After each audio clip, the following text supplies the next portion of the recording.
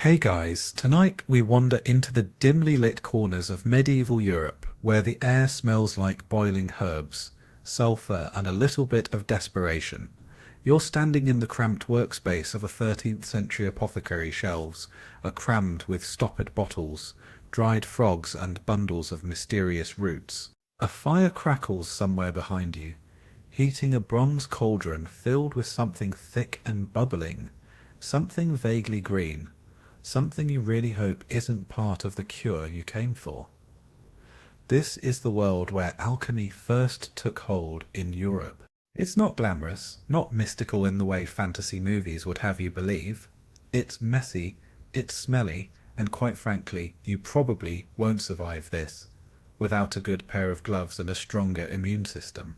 So, before you get comfortable, take a moment to like the video and subscribe, but only if you genuinely enjoy what I do here. And hey, let me know where you're listening from and what time it is there.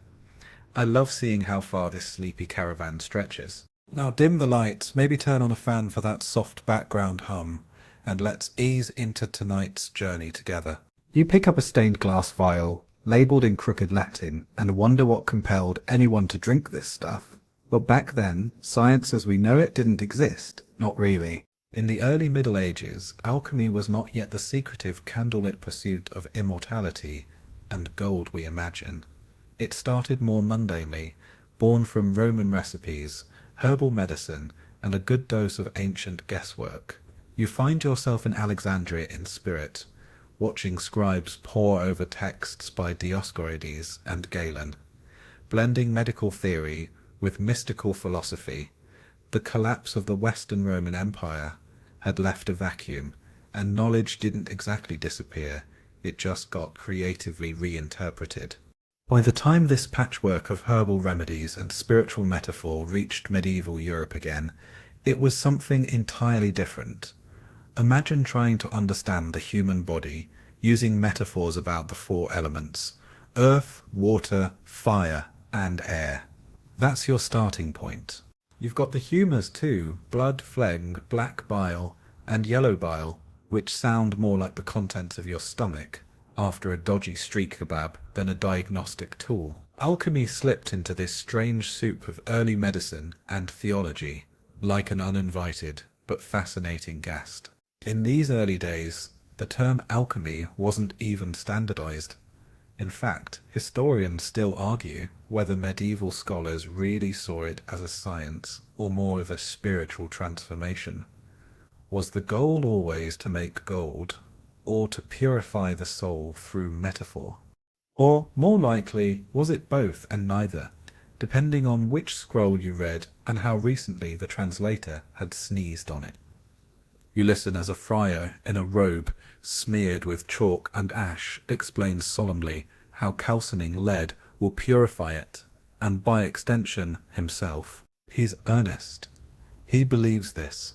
He believes in transformation, not just of base metals, but of human nature. You're watching a world where matter and spirit were intertwined. If your soul was impure, so too would be your tinctures. And if your tinctures were corrupted, your quest for truth, whether philosophical or physical, was doomed. One early text you might stumble across is the Physica by Hildegard of Bingen, a brilliant abbess who mixed herbal knowledge with spiritual visions. She didn't call herself an alchemist, but her approach treating illness by balancing earthly and divine forces echoes the same themes. She brewed tinctures and oils, recorded strange symptoms, and treated both body and soul. If she'd had a few more beakers and a lab assistant, with steady hands, she might have been Europe's first great alchemical therapist. You crouch beside a peasant with a toothache being treated with a poultice of crushed mint, ash and holy water. And a local healer says it's to draw out the fire demons. That might sound absurd to your modern ears, but the placebo effect is working wonders. His toothache vanishes for at least 5 minutes. A win in medieval terms. Here's something quirky. Early alchemists sometimes wrote recipes that included instructions like gather the dew at midnight during a waning moon, or stir until the salamander sleeps. Is it code? Is it allegory? Is it just nonsense? No one's quite sure. Some historians suggest these poetic phrases were veiled references to practical techniques, cloaked in metaphor to protect trade secrets. Others think the writers were just eccentric men with too much time and not enough real chemistry to play with. You decide. The early records are full of spurious ingredients: crocodile dung, bat wings, powdered emerald, and occasionally the ashes of a red-haired man. That last one makes you raise an eyebrow. You're not entirely sure whether it's symbolic, superstitious, or just deeply disturbing. Historians still can't agree if people actually followed these recipes or if they were symbolic parables meant to illustrate the soul's refinement through suffering and transformation. You thumb through a brittle manuscript written in ink made from gallnuts and vinegar. The symbols are inscrutable, half Greek, half gibberish, and the diagrams look like someone played connect the dots after drinking too much fermented pear cider. You can't help but laugh softly, wondering how many sleepless nights were spent trying to interpret these riddles. Yet for all its mystery and muddle, alchemy filled an important gap. It offered structure in a time of chaos. For peasants, it promised healing. For nobles, wealth. For monks, enlightenment. For everyone, it was a kind of hope, messy, dangerous, beautifully naive hope. As you drift back to the quiet alchemist's workshop, you notice the shelves are arranged, like a cathedral vials in orderly rows, ingredients placed with reverence, candles lit in ritual rhythm. You realize this isn't just about science, it's about devotion to the idea that transformation is possible, that gold may be hiding inside lead, that the divine might be glimpsed in the swirl of a flask. The apprentice beside you accidentally drops a spoon into a boiling concoction, and a small puff of purple smoke escapes with a soft hiss. He looks horrified. The master alchemist just sighs and says, "Well, maybe it wanted more iron." Alchemy in the early Middle Ages wasn't glamorous. It was confusing, occasionally useful, often fatal, and always fascinating. It was part science, part superstition, and part spiritual quest. Get whispered promises of secrets just out of reach, if only you stirred the pot one more time. You follow the thick scent of sulphur and scorched parchment down a stone hallway into a cloistered room, lit only by sputtering tallow candles. The shelves here are jammed with flasks of cloudy liquid, powders in ceramic pots, and scrolls bound in cracked leather. A copper alembic gurgles in the corner, condensing steam from a glowing brew that smells oddly like burnt oranges. The man tending it has soot-streaked cheeks and a glint in his eye. This is not a priest or a doctor. This is a gold chaser, a seeker of the impossible. And if he's lucky or deluded, he's about to become very, very rich. This was the golden dream of medieval alchemy. To transmute base metals into gold, to take something worthless like lead or tin and through a complicated dance of fire, distillation, color changes, and planetary alignments, coax it into solid wealth. The logic was partly symbolic. Gold was seen as the perfect metal, and if you could purify lesser materials into it, perhaps you could purify yourself too. Well, obviously, let's be honest, it was about getting rich without having to mine a mountain. So here you are, watching monks in damp stone cloisters and eccentric noblemen in isolated towers obsessively heating, cooling, and praying over their mixtures. They aren't idiots, far from it. Some of them are the most learned men of their age. But they're working from assumptions we now know are flawed. They believe metals grow inside the earth, maturing over time, like carrots. Gold is thought to be the final perfected form. If you could just speed up that process, bam, retirement fund. You grip a sheet of vellum covered in looping Latin and alchemical symbols. There's a sun representing gold, a moon for silver, and an angry little squiggle that might mean don't inhale this. This is the language of transformation, and you're not the only one decoding it. In the late Middle Ages, alchemy had moved beyond monastic libraries and into royal courts. Kings were intrigued, and why wouldn't they be? Gold made kingdoms, paid soldiers, built cathedrals. So rulers like Edward III of England and Charles VI of France began patronizing alchemists. Not always publicly, of course. Nobody wanted to be seen bankrolling wizardry. But secretly? Oh yes, very secretly. You're now standing in a royal chamber. Not quite a lab. Not quite a throne room. A court alchemist presents his findings. A lump of something shiny and yellow. The king squints. Is it gold? Could be. Could also be brass. Hard to tell under candlelight. But the alchemist bows deeply, spouting phrases like incipient aurum and dormant solar principle, which basically mean, please keep funding me, your majesty. Historians still argue whether these alchemists were genuine seekers or clever frauds. Some truly believed in their work, citing centuries of philosophical backing. Others were more opportunistic, using obscure language and dramatic demonstrations to impress their patrons while buying time. Either way, the line between science and showmanship was very, very blurry. You move on to a cluttered chamber in Prague, where Holy Roman Emperor Rudolf II has basically turned his court into an alchemical circus. He invites scholars, mystics, astrologers, you name it. If you claim to know the secrets of the philosopher's stone, he'll give you a grant and a spare castle tower. You peer through the gloom at one such guest, Edward Kelly, who insists he can transmute lead with the help of angelic communication and a magical black mirror. Whether or not he ever succeeded is questionable. Whether or not he kept the emperor entertained, undeniably. Meanwhile, regular folks begin to dabble in the idea too. You see a merchant's wife in Florence consulting a local herbalist who swears that a few coins soaked in vinegar and bathed in moonlight will draw the gold upward. What does that mean? No one knows. But the merchant's wife now believes her copper is one step closer to transformation. This is the paradox of medieval alchemy. It was both absurd and sophisticated.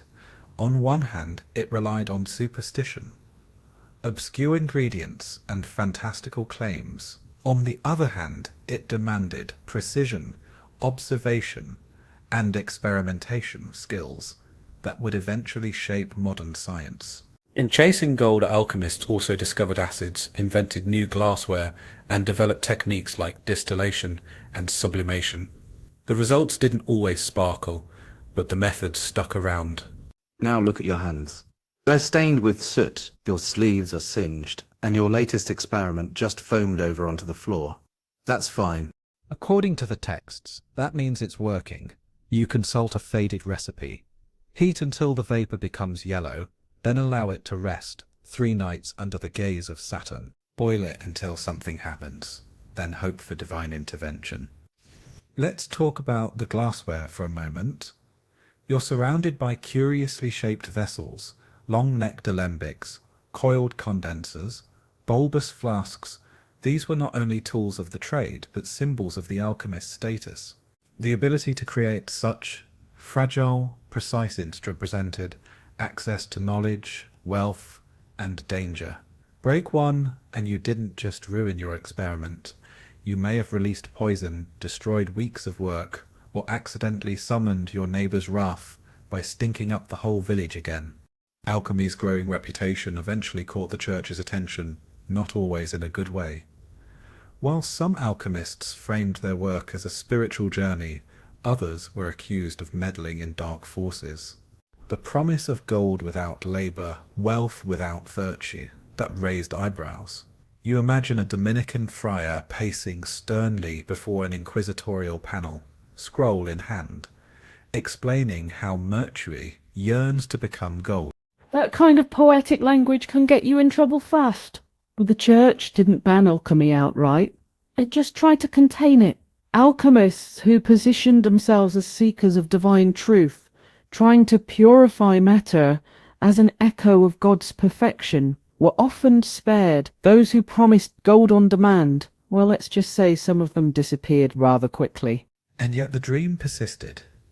You read a note scribbled in the margin of an old manuscript.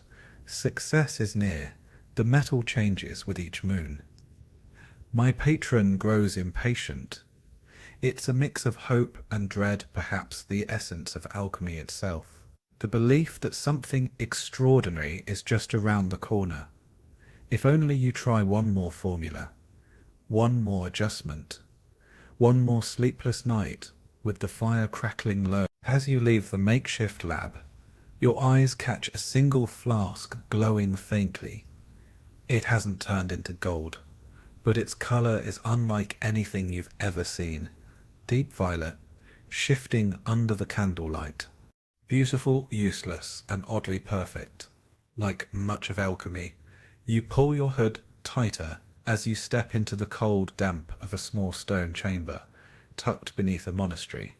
It smells strongly of burnt charcoal, and something else, something sour, and unmistakably organic. In front of you on a thick wooden table, blackened by centuries of flame, sits a curious arrangement, several lumps of lead, a bowl of goat urine gently steaming, a set of hand-drawn star charts, and a cracked mortar still dusted with some gritty green residue. Welcome to the medieval lab, or, as some would call it, a glorified kitchen for the dangerously curious. Alchemy in the Middle Ages was never purely about what happened in a flask. No, it was also deeply rooted in astrology, religious symbolism, and what can only be described as a suspicious love for foul-smelling ingredients. The logic. Everything in the universe was connected. The moon could influence metal, Mars governed iron, and a touch of lizard ash might help unlock divine secrets, provided Mercury was in retrograde. You're not just boiling liquids here. You're timing them. You glance at your wax-coated star chart, waiting for the precise moment when Jupiter aligns favourably with the ascendant sign. Why? Because that's when Saturn's influence supposedly wanes, and the metal becomes more spiritually receptive. Does that make any sense? Not exactly. But to a medieval alchemist, it's as critical as the fire underneath your alembic. You open a tattered guidebook, probably translated from Arabic into Latin by someone who had never seen a camel, let alone a chemical reaction. One line stands out: the eye must see what the heart already knows. It's beautiful. It's also completely unhelpful. Historians still argue whether such phrases were meant to be metaphorical instructions, spiritual riddles, or just ways to sound more impressive when your gold turned out to be shiny dirt. Let's take a look at some of the favourite ingredients from the medieval alchemical pantry. You've got charcoal, of course, a staple, then saltpeter, brimstone, and mercury, all of which could kill you slowly or violently depending on how you handled them. But things get weirder. Alchemists were also fond of aquafortis, nitric acid, aqua regia, a potent mix that could dissolve gold, and oil of vitriol, which sounds like a fancy salad dressing, but is actually sulfuric acid. None of these came with warning labels. One of the more eyebrow-raising substances, goat urine, alchemists believed it had purifying properties, especially when distilled under the correct planetary alignment. Bat guano also made an appearance, as did snakeskin, human hair, and on more than one occasion, moss harvested from a church roof at midnight. You're beginning to suspect that half of alchemical success came down to enthusiasm and a high tolerance for terrible smells. You peer into a flask where something viscous bubbles ominously. The mixture has gone from dark red to mustard yellow. Apparently a good sign. According to one scroll, this means the citrinitis phase is underway, where the soul of the metal awakens. That sounds profound until you realize the recipe was copied from someone who may or may not have actually completed the process, and who also recommended adding powdered toad bone to ward off false results. Alchemy was nothing if not optimistic. You flip to a diagram tracing its delicate lines. A human figure with elements radiating outward, earth from the feet, air from the lungs, fire from the heart. Above, the stars shimmer in neat concentric circles, each tied to a different metal. Gold to the sun, silver to the moon, copper to Venus. This wasn't just decorative. Alchemists believed the stars influenced the success of their experiments, as surely as heat and pressure. Miss the right hour, and your gold might become dust. Or worse, nothing at all. Now comes the fun part. You gather your materials and begin grinding them in your mortar. You mutter a prayer, not for divine protection, necessarily, but because the last time you mixed this particular combination, you blew a hole in the ceiling. The local bishop was not amused. You carefully add your mixture to the flask, now nestled above a flickering flame. It mustn't boil too quickly, just a low simmer, like a sleepy pot of soup. You watch intently as the contents darken, then brighten, then emit a faint pink smoke. A nearby cat sneezes. You take that as a good omen. Alchemy often blurred into ritual. Every movement mattered. Stirring clockwise versus counterclockwise could change everything.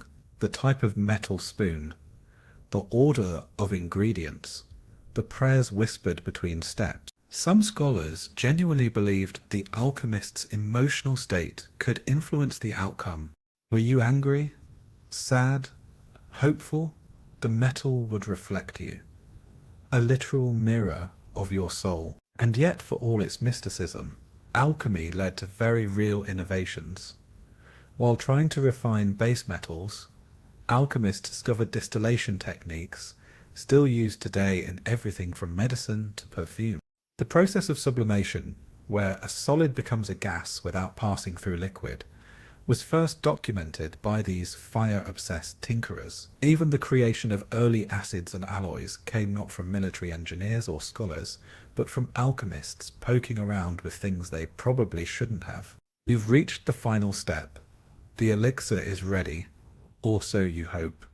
You pour it into a second flask and cap it with a cork bound in wax. According to the scroll, you must bury it under fresh soil for 7 days, and only then will the transformation become clear. You exhale, exhausted, your robes are stained. Your hands tremble from hours of grinding, heating and peering into firelight, and yet you feel something. Maybe not gold, maybe not magic, but the sense that you've nudged reality, even just slightly. Alchemy was never a quick path to success. Most alchemists never saw results. Many died poor, ridiculed or poisoned by their own experiments.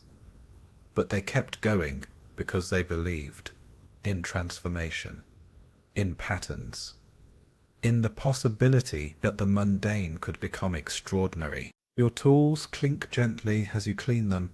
Outside, the stars begin to shift. A new constellation rises, the same one you marked on your chart 3 nights ago. Maybe this time, things will be different. Maybe the metal will shine. Maybe the soul of the world will whisper back. Or maybe you'll just burn another hole in the table. Either way, you'll be here, ready to try again. You stand now in the shadowy corner of a candle-lit library. Dust hangs like fog in the golden air, and a book sits open before you. Not just any book. It's cracked and ancient, its pages heavy with iron gold ink, and thick with cryptic diagrams. On one of the yellowed sheets, a drawing of a 7-headed dragon curls around a glowing stone. Beneath it, in spidery Latin, is the phrase lapis philosophorum, the philosopher's stone. You blink at the page, then again. It doesn't get less mysterious. But this little stone, this impossible object, was the crown jewel of medieval alchemical fantasy. If lead into gold was the dream, the philosopher's stone was the key. A substance that could transmute base metals into gold, cure all illnesses, extend life, and possibly, if you read between the lines, unlock spiritual enlightenment. And if that's not ambitious for a pebble, you don't know what is. You run your fingers across the etched surface of a stone replica made by a hopeful alchemist sometime around the 14th century. It's smooth, surprisingly light, and absolutely not magic. But the idea of it has set entire generations of thinkers, kings, and frauds into motion. Let's be clear about something. No one ever actually found the Philosopher's Stone. At least, not one that worked. But that didn't stop thousands from trying. You imagine the scene. A robed scholar bent over a smoky cauldron, muttering prayers and adding crushed ruby, eagle feather, and possibly a teaspoon of honey for texture. Days pass, weeks. The mixture darkens, lightens, hisses, then explodes. Start over. Many believe the creation of the stone required a process known as the magnum opus, the great work. This wasn't just chemistry. It was a spiritual journey involving 4 main stages: nigredo, blackening; albedo, whitening; citron-tutis, yellowing; and rubedo. These weren't just colours, they represented the death of old ways, purification, awakening, and finally, perfection, both of the material and of yourself. In other words, the Philosopher's Stone wasn't only about gold. It was about becoming worthy of transformation. Still, the promise of endless wealth and eternal life had its appeal. By the late Middle Ages, entire alchemical treatises were devoted to tracking down the stone's recipe. Some disguised it in metaphors: a green lion eating the sun, a red king marrying a white queen. Others were maddeningly specific and utterly unhelpful. Add the dew of the morning to the blood of the dragon, and heat until the raven sings. You're not entirely sure what to do with that, except maybe give up and open a bakery. Historians still argue whether any of these alchemists truly believed the stone existed, or whether it was always meant to be symbolic. Some say it was an allegory for self-perfection, a way to meditate through chemistry. Others insist that at least a few medieval thinkers believed they were this close to cracking the mystery. The surviving manuscripts are full of unfinished sentences and smudged margins. It's as if everyone died or went mad before they could finish their notes. You flip through one such book now. The Book of the Holy Trinisophia, said to have been written by the Comte de Saint-Germain, a man who allegedly never aged and may have been a time-travelling alchemist. It's full of cryptic symbols, mystic geometry, and illustrations that look like something between an illuminated manuscript and a fever dream. One image shows a man walking through fire with a snake wrapped around his waist. He's smiling, either he's transcended physical form or inhaled too much mercury vapor. Let's talk about that mercury. It plays a starring role in alchemical recipes, often referred to as quicksilver. It was thought to be the soul of metals, the thing that bound base and noble elements together. Alchemists handled it liberally, smearing it, heating it, even drinking it in small amounts. Spoiler, this did not lead to enlightenment. Mostly it led to tremors, madness, and death, but they believed in it deeply. You imagine them saying, if the Philosopher's Stone is real, mercury is its breath. Then there's sulfur, seen as the fire or spirit of metals, and salt, representing the body. These three, the tria prima, were considered the holy trinity of alchemy. Every formula involved some combination of them in physical or metaphysical form. Sometimes all you had was table salt, some rocks, and hope. And sometimes that was enough to convince a nobleman to fund your lab for another year. You step into the workshop of Nicolas Flamel, a Parisian scribe who was posthumously accused of discovering the stone. During his life, he was known mostly for transcribing texts and being exceptionally good with money, but centuries later, Legends emerged claiming he had found the secret of eternal life, faked his death, and vanished. His house still stands in Paris today, and yes, it has become a minor pilgrimage site for fans of both history and wizard fiction. Whether Flamel was an alchemist, a clever investor, or a convenient myth is still debated. But he's not alone. Stories of mysterious travellers, long-lived scholars, and secret orders guarding the stone persist throughout Europe's medieval and Renaissance periods.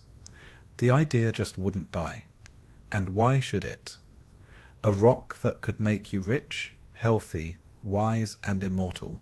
That's the best bedtime story ever. You kneel by a cabinet and open a velvet-wrapped bundle. Inside, a replica of the stone made of dyed resin and glitter. It's cheap, sure, but it glows beautifully in candlelight. You smile. Maybe this was never really about results. Maybe it was about wonder, curiosity, that quiet hope that the universe has secrets to reveal, if only you stir the pot a little longer. Today, the Philosopher's Stone lives on mostly as a metaphor. In modern science, the elixir of life has been replaced by genetic research and pharmaceuticals. The transmutation of elements has been achieved technically, though it requires a nuclear reactor and is wildly impractical. Still, the idea remains that hidden within the ordinary lies something extraordinary, waiting to be unlocked by those foolish enough or bold enough to try. You snuff out the candle. The air is still. The flask is cooled. No gold, no immortality, just the soft hum of belief echoing in stone walls. You find yourself now in a dim abbey corridor, where the flickering candlelight throws long shadows on the damp stone floor. There's a hushed tension in the air. You can almost hear the whispers, soft, urgent, coming from behind thick wooden doors. Something is happening here, something secretive, and in a world where heaven and hell weren't just metaphors but very real destinations. Alchemy was walking a tightrope over the fires of suspicion. As alchemy gained popularity in the Middle Ages, especially between the 12th and 15th centuries, it began to brush up against something larger, stricter, and far more organized: the church. You step into the nave of a towering cathedral, where incense swirls in the rafters, and Latin chants echo through columns carved with angels and dragons alike. Here, truth is scripture, authority is divine, and deviation, however philosophical, is dangerous business. At first glance, alchemy seems harmless enough. After all, what's so wrong about boiling herbs and trying to cure illness? But as you lean closer, you realize the core ambitions of many alchemists: transmutation, immortality, and secret wisdom begin to resemble something else entirely: sorcery. You watch as a group of monks huddle over a parchment filled with strange symbols, their heads bowed not in prayer, but in calculation. One of them has tucked a crucifix into his belt, just in case. They're nervous, and for good reason. The church had always walked a complex line when it came to knowledge. Monastic communities preserved ancient text, transcribed classical wisdom, and even experimented in fields like herbal medicine. But when that knowledge hinted at power too great, or too arcane, especially power that bypassed God or mimicked creation, it quickly turned suspect. Historians still argue whether alchemy was widely persecuted or simply regulated, but there's no doubt that its practitioners were often viewed with suspicion. The line between a natural philosopher and a heretic could be surprisingly thin, and sometimes depended more on who your patrons were than what your experiments actually did. You now find yourself in the Inquisitor's chamber, not as a prisoner, not yet, but as a witness. On the table lies an alchemist's notebook, its pages full of chemical procedures mingled with mystical poetry. One phrase in particular catches the eye: to transmute lead is to glimpse the divine spark. Harmless, maybe, or maybe blasphemous. You imagine the Inquisitor frowning deeply. Glimpsing the divine spark sounds an awful lot like trying to play God. Indeed, part of the danger was theological. According to church doctrine, the world was created by God, fixed and ordered. Metals were what they were because he made them that way. To suggest otherwise, to imply that mere humans could alter his design through fire and alembics, bordered on hubris. What next? Creating life. And then there's the alchemist's habit of borrowing. You pass by a scholar's bench, strewn with texts in Arabic, Greek, and Hebrew. The works of Jabir ibn Hayyan, Zosimos of Panopolis, and later Kabbalistic writings filter into Europe through Spain and Sicily. Some monks welcome the foreign knowledge, others do not. Words like pagan, infidel, and sorcerer begin to swirl around the margins of the manuscripts. One particularly ambitious friar you discover is translating Arabic alchemical texts into Latin under candlelight. But he's also redrawing the diagrams, swapping Islamic motifs for Christian ones, and substituting angels for genies. You get the sense that he's not just interested in science, he's trying to sanitize it, make it safe, or at least more presentable to the bishop. That same bishop may or may not be funding his own experiments in private, by the way. You didn't hear that from me. The church's relationship with alchemy remained ambivalent throughout the medieval period. On one hand, prominent theologians like Thomas Aquinas acknowledged the natural world had mysteries worth exploring, so long as it was done within Christian parameters.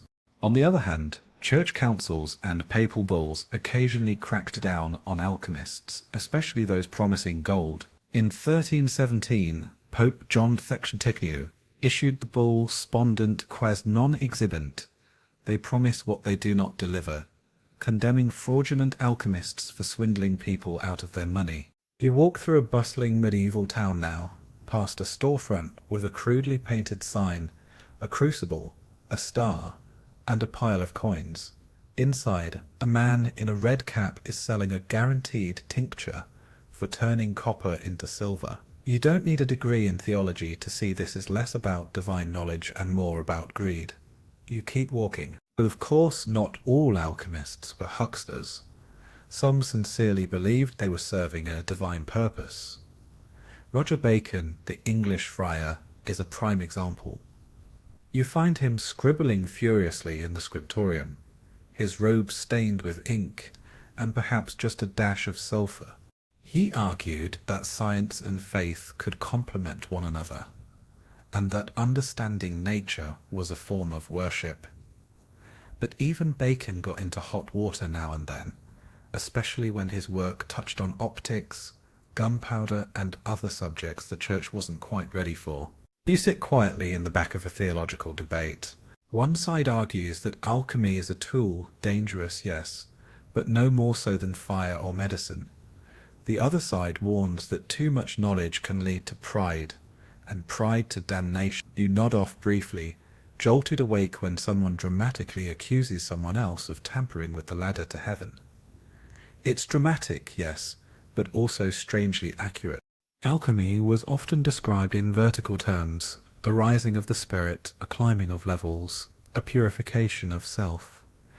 Sound familiar? That's because it overlaps with mystical traditions, including Christian mysticism. The alchemical furnace, in this metaphor, becomes the crucible of the soul. And suddenly, we're not just talking about gold anymore. We're talking about salvation. That was the tightrope medieval alchemists walked. Stay on the side of spiritual metaphor, and you might be called a visionary. Step too far into literal transmutation, and you might be called a heretic. The same words purify, transform, illuminate, could save you or condemn you, depending on who was listening. You wander back to the Abbey workshop. The candles have burned low. The crucible has cooled. The friar working here quietly packs away his notes, hiding them behind a loose stone in the wall. He's not trying to deceive, he's trying to survive. And as you slip quietly out the door, the wind carries the distant toll of bells. Evening mass begins. but the fire in the alchemist's heart continues to burn. You descend a creaking spiral staircase now, one hand trailing along the cold stone wall, the other clutching a small oil lamp. The flickering flame illuminates a cramped chamber below, a space that smells of crushed fennel, beeswax, and something vaguely singed. Before you stands a table thick with tools, mortars and pestles, bundles of herbs, knives dulled by time, and a series of glazed ceramic vessels, marked with runes and faded chalk. You're no longer in the domain of priests or kings. You're in the kitchen, or, more precisely, the furnace room, where practical magic met earthly mess. It's easy to imagine the medieval alchemist as some isolated mystic surrounded by scrolls and secrets, but in truth, many of them were more like glorified chefs with aspirations. You grab a ladle crusted in dried resin and sniff. Bad idea. There's a hint of lavender, sulphur, and despair. The alchemical lab wasn't far removed from the medieval kitchen. Both involved chopping, grinding, boiling, and patience. Lots and lots of patience. You step over to the hearth, where a small crucible rests in the coals. Inside, something dark glows red hot. Maybe lead, maybe wax infused with some obscure herb from the Alps. You aren't sure, but this is where theory met practice. Alchemical work often required heat carefully controlled, evenly applied and sustained, for hours or even days. And since there were no digital thermometers in the 13th century, everything was done by eye, ear, smell, and intuition. The wood used mattered. Pine burned hot and fast. Oak gave a steadier flame. Certain recipes even demanded specific fuels. Hazel wood on feast days, elder branches during a full moon. You suspect half of this was superstition. The other half, trial and error, mostly error. You reach for a heavy clay pot labelled vitriolin. Inside is a thick green sludge that once corroded a silver spoon in under 10 minutes. Good times. Vitriol, or sulfuric acid, in its crude early form, was one of the most prized substances in the alchemist pantry. It broke things down, it dissolved metals, etched glass and revealed what was hidden beneath. In metaphor, it represented destruction before rebirth. In practice, it represented please wear gloves. Alchemy wasn't always noble or mysterious. Sometimes it was just messy. You find a pile of scorched aprons and fingerless gloves next to the hearth. Nearby is a wooden shelf buckling under the weight of jars labelled dragon's blood, calcined eggshell, and toad ash. Blessed. You get the sense that the average alchemical experiment was less divine inspiration and more experimental cooking show gone wrong. And yet, despite all this chaos, something strange emerges. Progress. Alchemy and all its strange obsession with symbols and transformations gave rise to the habit of recording, refining and repeating. Even when things failed, they were written down. You hold a parchment that reads, "Attempted transmutation. Result unpleasant. Smell persisted for 3 days. Do not repeat." That's science. Barely. But it's there. Historians often note that the overlap between the kitchen and the laboratory created a unique class of knowledge, practical, domestic, and experimental. Women, especially in households, monasteries, and nunneries, played a surprisingly large role in this. They distilled herbs, made salves, brewed tinctures, some even took part in deeper alchemical processes. But more on them later, there's a section coming for that. For now, you return to the crucible. A slight shimmer coats the metal inside. The recipe, if it can be called that, included powdered antler, rose oil, and the breath of morning frost. You're pretty sure that last one just meant early morning condensation. But who really knows? Alchemical instructions often dance the line between poetic and maddening. One particularly unhelpful recipe states, "Add the salt of the eagle's eye after the serpent dances." If you're confused, you're not alone. Still, some terms were consistent. Calcination meant heating a substance to the point it turned to ash. Distillation separated volatile components. Sublimation turned solids directly into vapor. These aren't metaphors. These are procedures. And if they sound familiar, that's because they formed the basis of modern chemistry. Of course, medieval practitioners didn't see themselves as chemists. They were artists, philosophers, and theologians with a talent for burning things. You glance over at a wall of drawings showing the stages of transformation: blackening, whitening, yellowing, reddening. A curious parallel to cooking meat, if you think about it long enough. The spiritual journey and the physical one were inextricably bound. The inner furnace had to burn, as hot as the outer one. You pick up a small vial of aqua vitae, the water of life. Early distilled alcohol. Alchemists invented it, and not just to get drunk. Though, let's be honest, they probably did. They used it to extract essences, preserve compounds, and occasionally sell to villagers as medicine. You uncork it and sniff. It burns your nose and clears your sinuses. Suddenly, you understand why people thought this stuff might cure death itself. But not everything was fire and fumes. Some alchemical practices were astonishingly delicate. The grinding of powders could take days. Materials had to be filtered through linen soaked in lye.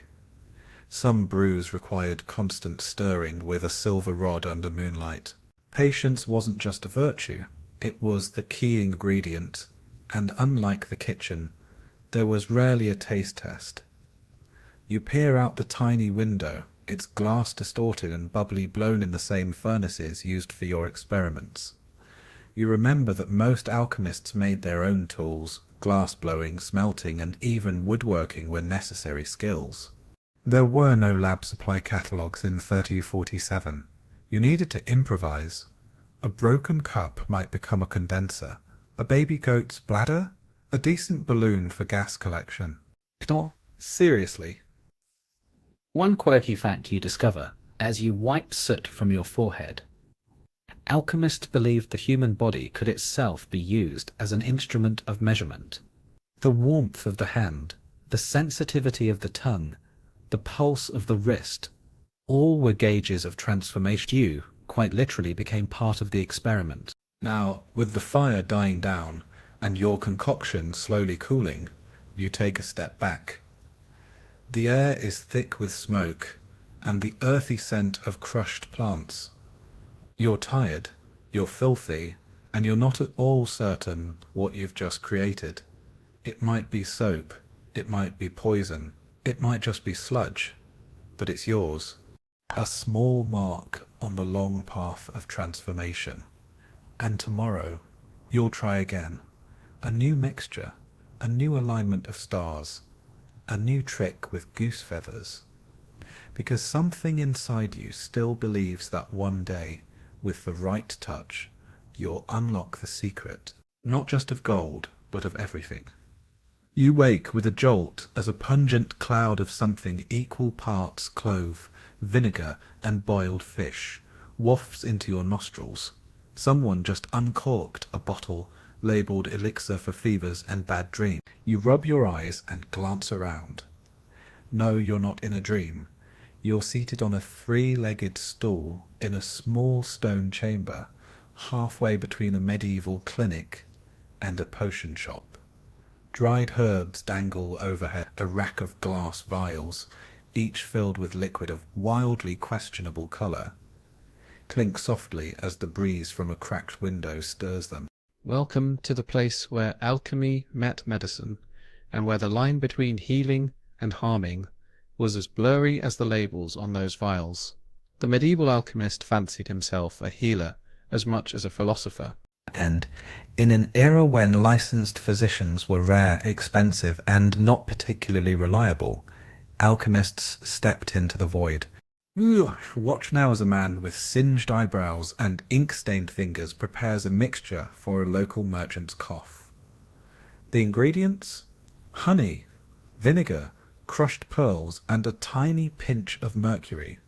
Mercury, yes, the kind that makes modern scientists flinch, but back then it was believed to balance bodily humours and bonus ward off evil spirits. You probably won't survive this, but the merchant doesn't know that. He drinks the mixture gratefully, his eyes watering. He even pays in advance. To understand alchemy's place in medieval medicine, you need to understand how people viewed the human body. Picture this. Your body is a microcosm, a miniature universe governed by the same laws that rule the stars. Inside you swirl the four humours: blood, phlegm, black bile, and yellow bile, and illness is caused by an imbalance among them. The job of the alchemist healer? Not just to fix symptoms, but to restore cosmic harmony. You leaf through a medical scroll, illustrated with diagrams of planets hovering over organs. Saturn governs the spleen. Mars rules the gallbladder. Venus, the kidney. It's all quite poetic until you realize that someone's life is riding on whether your herbal tincture is steeped under the right lunar phase. One of the more popular treatments among alchemical practitioners was the creation of elixirs. These were multi-purpose potions that claimed to cure everything from fatigue and plague to melancholy and infertility. You pick up a bottle with sediment swirling at the bottom. It smells like fermented garlic and wood smoke. You read the label, elixir vitae.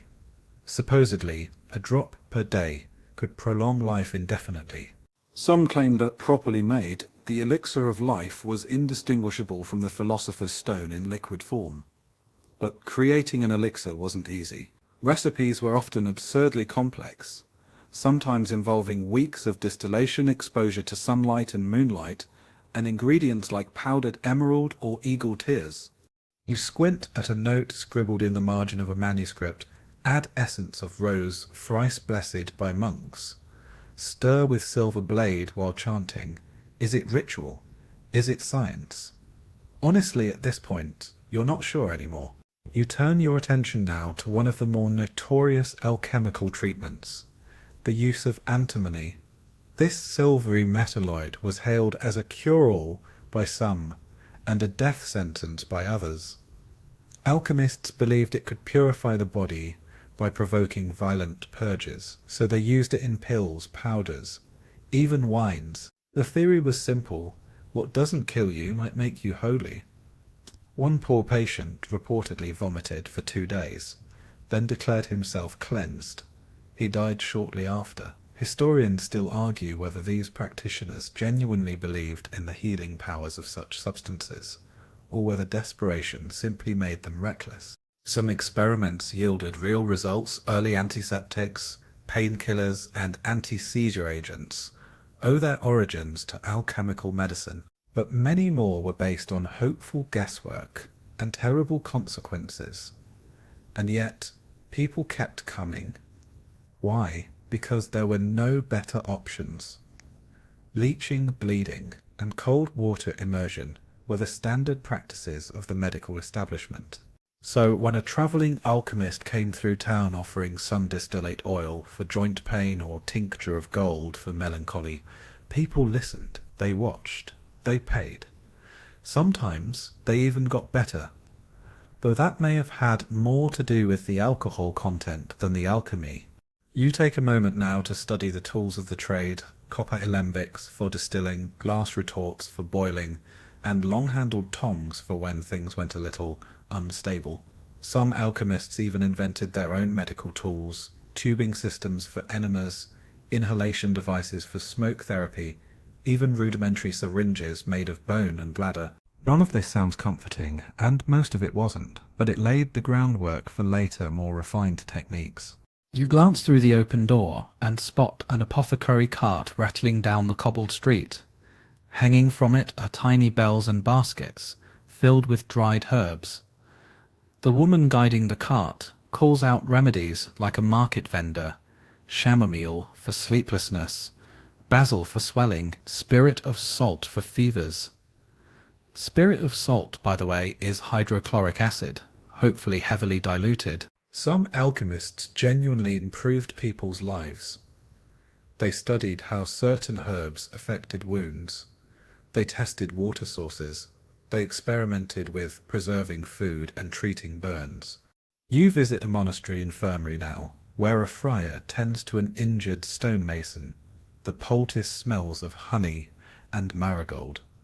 The friar mutters a prayer, not because he distrusts the treatment, but because he knows its limit. You notice how often healing and alchemy overlap with faith. The line between medical intervention and divine will was blurry. In some monasteries, alchemists were tolerated so long as they framed their work as service to God. Transmuting the body is but a shadow of transmuting the soul. One scribe writes, "You're not sure if that makes the mercury any safer, but it's comforting in a weird way." Still, well, not everyone's so forgiving. You flip through a church edict condemning those who meddle in medicine without the blessing of the Holy Spirit or the authority of learned faculty. In short, stop selling exploding potions unless you're wearing the right robes. You return now to your stool, watching as the alchemist pours his latest brew into a polished glass vial. It glows faintly, catching the candlelight like trapped sunshine. He holds it up, murmuring something about spagyric harmony, a term Paracelsus would later popularize to describe the combination of body, spirit, and soul in medicine. You're skeptical. It looks like cloudy soup, but who knows, maybe, in that moment, belief is part of the cure. You hold the vial for a moment, feeling its warmth, and in that flicker of quiet, beneath the weight of centuries of strange brews and earnest mistakes, you see it, the heart of medieval medicine. Not perfection, not safety, but a hope that transformation, healing, and maybe even salvation were just one drop away. You're seated now on a low wooden stool beside a crackling fire, the flicker of flame casting dancing shadows on the stone walls. Before you a squat furnace glows with a steady orange pulse. It's comforting, until the apprentice standing beside you dumps a spoonful of powder into a bubbling glass vessel and ducks. A loud thump echoes through the chamber. A puff of greenish smoke escapes, coating the air with the smell of scorched rosemary and metal. You cough. Welcome to the unpredictable world of medieval alchemical experiments, where every new concoction might bring miraculous insight or minor combustion. One of the defining features of alchemy during the Middle Ages was its explosive temperament, literally. Without a full understanding of chemical reactions, medieval alchemists worked by observation, instinct, and a truly astonishing willingness to risk their eyebrows. You pick up a scorched parchment from the bench beside you. Its ink is faded, its edges curled. The heading reads, in uneven Latin, Experimentum Flammaborum, the flame that creates gold. Beneath it, a warning, do not inhale the smoke, results unpredictable. You wonder how many times that note was written after it was too late. You glance around the room and quickly identify the key culprits of this era's chemical chaos: sulfur, saltpeter, and mercury. All volatile, all toxic, all beloved by alchemists. Combine them incorrectly, and you've got yourself a minor explosion. Combine them correctly, well, sometimes you still got a minor explosion. Safety wasn't exactly part of the medieval lab manual. Let's talk about aqua fortis, Latin for strong water. This powerful acid was one of the most dramatic discoveries of early alchemy. It could dissolve silver and other metals, and when mixed with aqua regia, a blend of nitric and hydrochloric acid, it could even dissolve gold. You hold up a glass flask filled with the bright yellow liquid, its fumes curling from the top. The name sounds poetic, but the effects were not. One slip, and you'd lose more than a finger. Still, the allure of transformation kept practitioners coming back.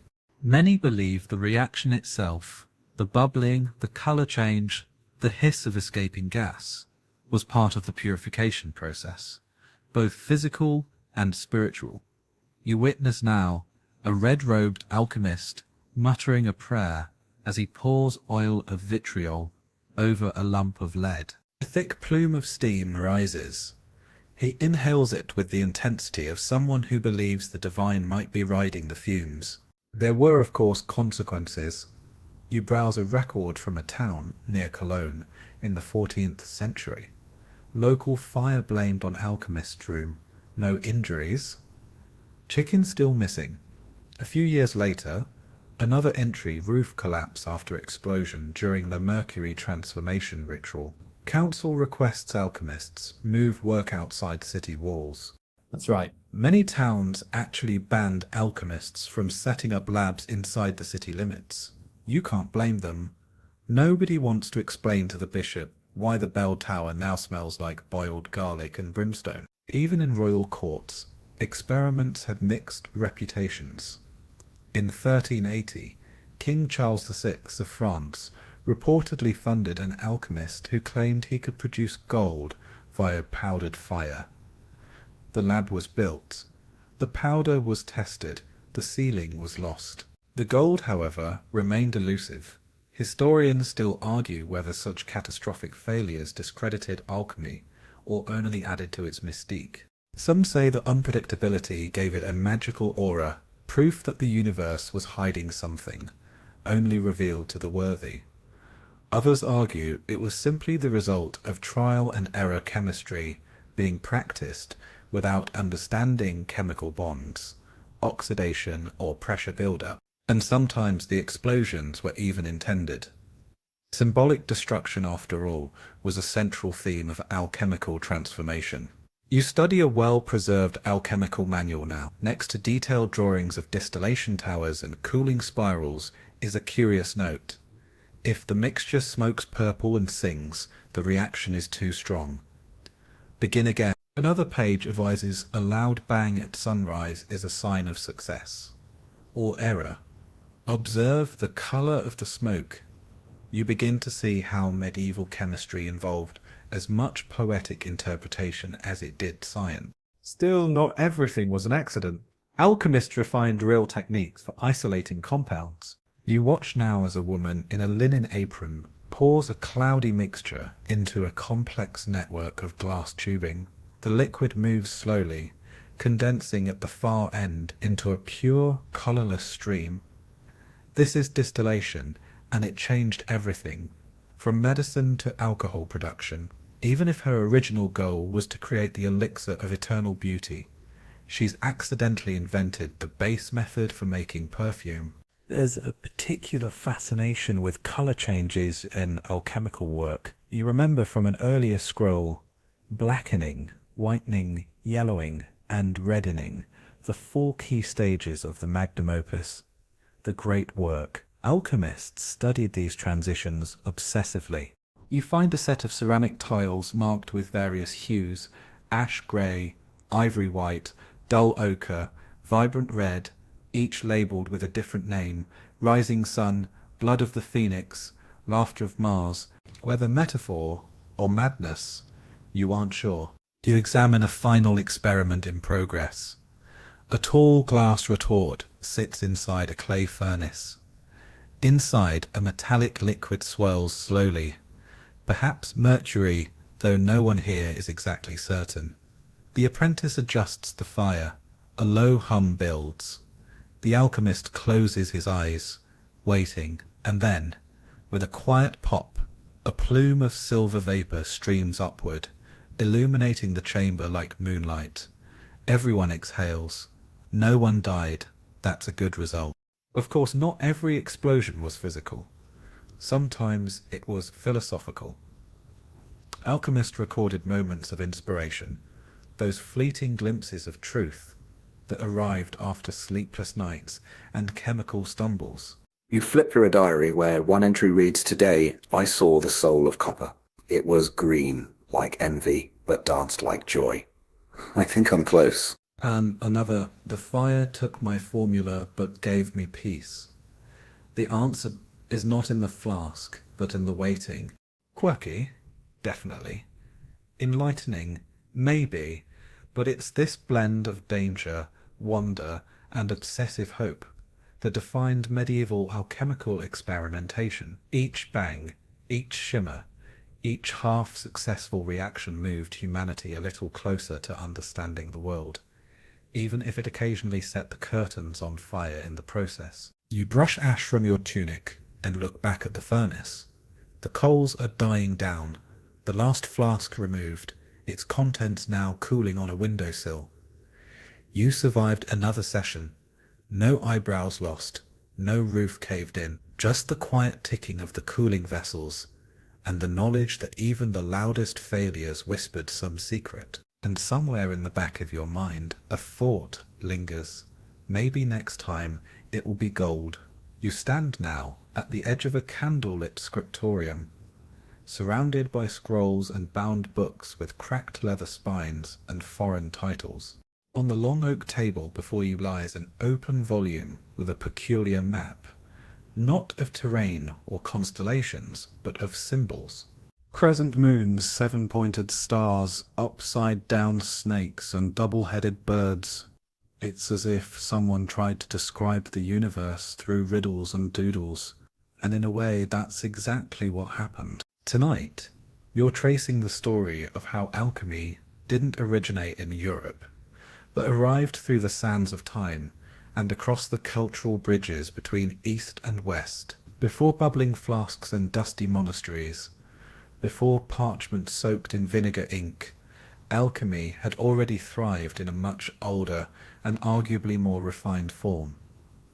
Far to the east in the Islamic Golden Age, you lean into the manuscript, its margins crowded with annotations in two different hands, one Latin, one Arabic. These aren't just translations, they're conversations between worlds. Through Sicily, Spain, and the Crusader states, the intellectual highways of the 12th and 13th centuries carried not just spices and silk, but something far more volatile: knowledge. Picture it, 9th century Baghdad, in the heart of the Abbasid Caliphate. You walk through a city where libraries stretch entire blocks and scholars debate beneath cypress trees. This is the House of Wisdom, where thinkers gathered to translate Greek, Persian, and Indian texts into Arabic. It's here that alchemy, alchemia, as they called it, was refined, recorded, and systematized. You sit beside Jabir ibn Hayyan, known in Latin as he's scribbling furiously onto parchment, developing early theories of chemical reactions, crystallization, sublimation, and distillation. He believed in precise measurements, repeatable experiments, and symbolic logic. Some even call him the father of modern chemistry. Others say he never existed, that he was a pseudonym for multiple authors working across generations. Historians still argue about it. Either way, the books bearing his name were instrumental in shaping the way European alchemists understood their art. You run your fingers over a Latin copy of Summa Perfectionis, one of the most influential alchemical texts of the Middle Ages. Originally written in Arabic, it outlined the transmutation of metals with a clarity European texts often lacked. No riddles, no dragons, just heat, timing, and a bit of patience. Okay, maybe a few dragons in the footnotes. But it wasn't just Jabir. You meet Al-Razi, a Persian physician and alchemist who documented acids, alcohol distillation, and even early lab safety protocols. Yes, lab safety in the 9th century. He advised not to mix substances in enclosed spaces, lest the fumes cause harm. You pause and think back to the soot-covered monk from Section 6 who tried to mix sulfur and lead in a pantry. Al-Razi would not have been impressed. The sophistication of Arabic alchemy was astonishing. They created apparatuses for precise distillation, classified substances, and began to view chemical reactions as part of a larger system, not just isolated miracles. When European scholars gained access to these works, it changed everything. You now peer over the shoulder of a Spanish translator in 12th century Toledo, where teams of Christian, Muslim, and Jewish scholars worked side by side. It's quiet except for the scratching of quills and the occasional argument about whether Azoth means quicksilver or something more philosophical. The words aren't just being changed, they're being reshaped for a new cultural audience. The translator furrows his brow. He's trying to render elixir into Latin. It becomes elixir. You recognize the term. You've tasted it, smelled it, dodged its side effects. But back then it was still new, a whisper of something miraculous imported from a distant land. And this cross-cultural exchange wasn't just one way. The works of Greek thinkers like Aristotle and Galen had already been preserved by Islamic scholars. What was lost in Western Europe after the fall of Rome had been kept alive and refined in the East. Now, through translations, that wisdom flowed back, enhanced and annotated. You turn the page and find an illustration of the eludeo, a pear-shaped glass vessel used in distillation. It's beautiful, elegant. A far cry from the clunky ceramic jugs back in the Abbey lab. These weren't just tools, they were works of art, designed with both beauty and function in mind. The Arab alchemists had even perfected methods for manufacturing glassware with resistance to thermal shock, an invention so clever that European glassmakers would imitate it for centuries. One of the more fascinating aspects of Islamic alchemy was its moral framing. El-Razi believed that studying alchemy could lead to personal virtue, as the discipline required patience, humility and dedication. This mirrored, but slightly differed from the Christian view that alchemy should only be pursued if it glorified God. You notice how these subtle shifts affected how the science was received in each culture, where one saw purification of the soul, the other saw divine hierarchy. Yet, despite these cultural differences, the text persisted. You watch a young monk in France painstakingly copy a diagram of a furnace from an Arabic source. He doesn't fully understand it, but he draws it anyway, trusting that the shape must mean something. Over time, the words alcohol, alkali, and alchemy would be absorbed into Latin, and then into other European languages. These terms are borrowed, but their impact is foundational. A quirky tidbit catches your eye in a marginal note written centuries later. Do not place your alembic on the hearth while the cat is nearby. It seems one anonymous translator learned this lesson the hard way. That same translator notes that the Arabic word for cinnabar sounds suspiciously like the word for red demon. Coincidence? Probably. But you can imagine how such small misunderstandings snowballed into entire mystical traditions. By the late 13th century, Arabic alchemical texts were widespread in Europe, shaping how Western practitioners understood metals, fire, and transformation. But these ideas weren't always credited. Some Latin alchemists borrowed heavily from their sources, renaming theories and omitting original authors. Others simply misunderstood what they read and created strange hybrids of Eastern precision and Western symbolism. A few even added in dragons where none had existed. Still, the influence remained. You close the book gently and look up at the walls of the scriptorium. Dozens of volumes surround you, some Arabic, some Latin, some a mixture of both. They're dusty, yes, and many are now obsolete, but within them lies the echo of a world where borders were porous and ideas travelled faster than armies. A world where an alchemist in Cairo could shape the experiments of a friar in Florence, even if neither ever knew the other existed. You rise and blow out the candle. The air smells of vellum, ink and possibility.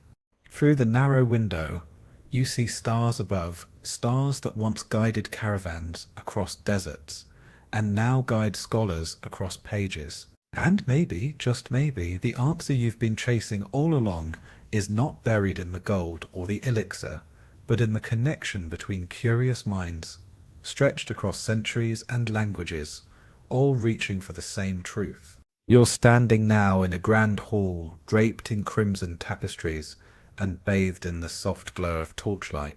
Tall windows overlook manicured gardens, but your attention is fixed on the center of the room, a table lined with beakers, scrolls, and suspiciously expensive-looking powders. There, hunched over a glass retort, is a man in fine robes, not a monk, not a peasant, but a royal court alchemist.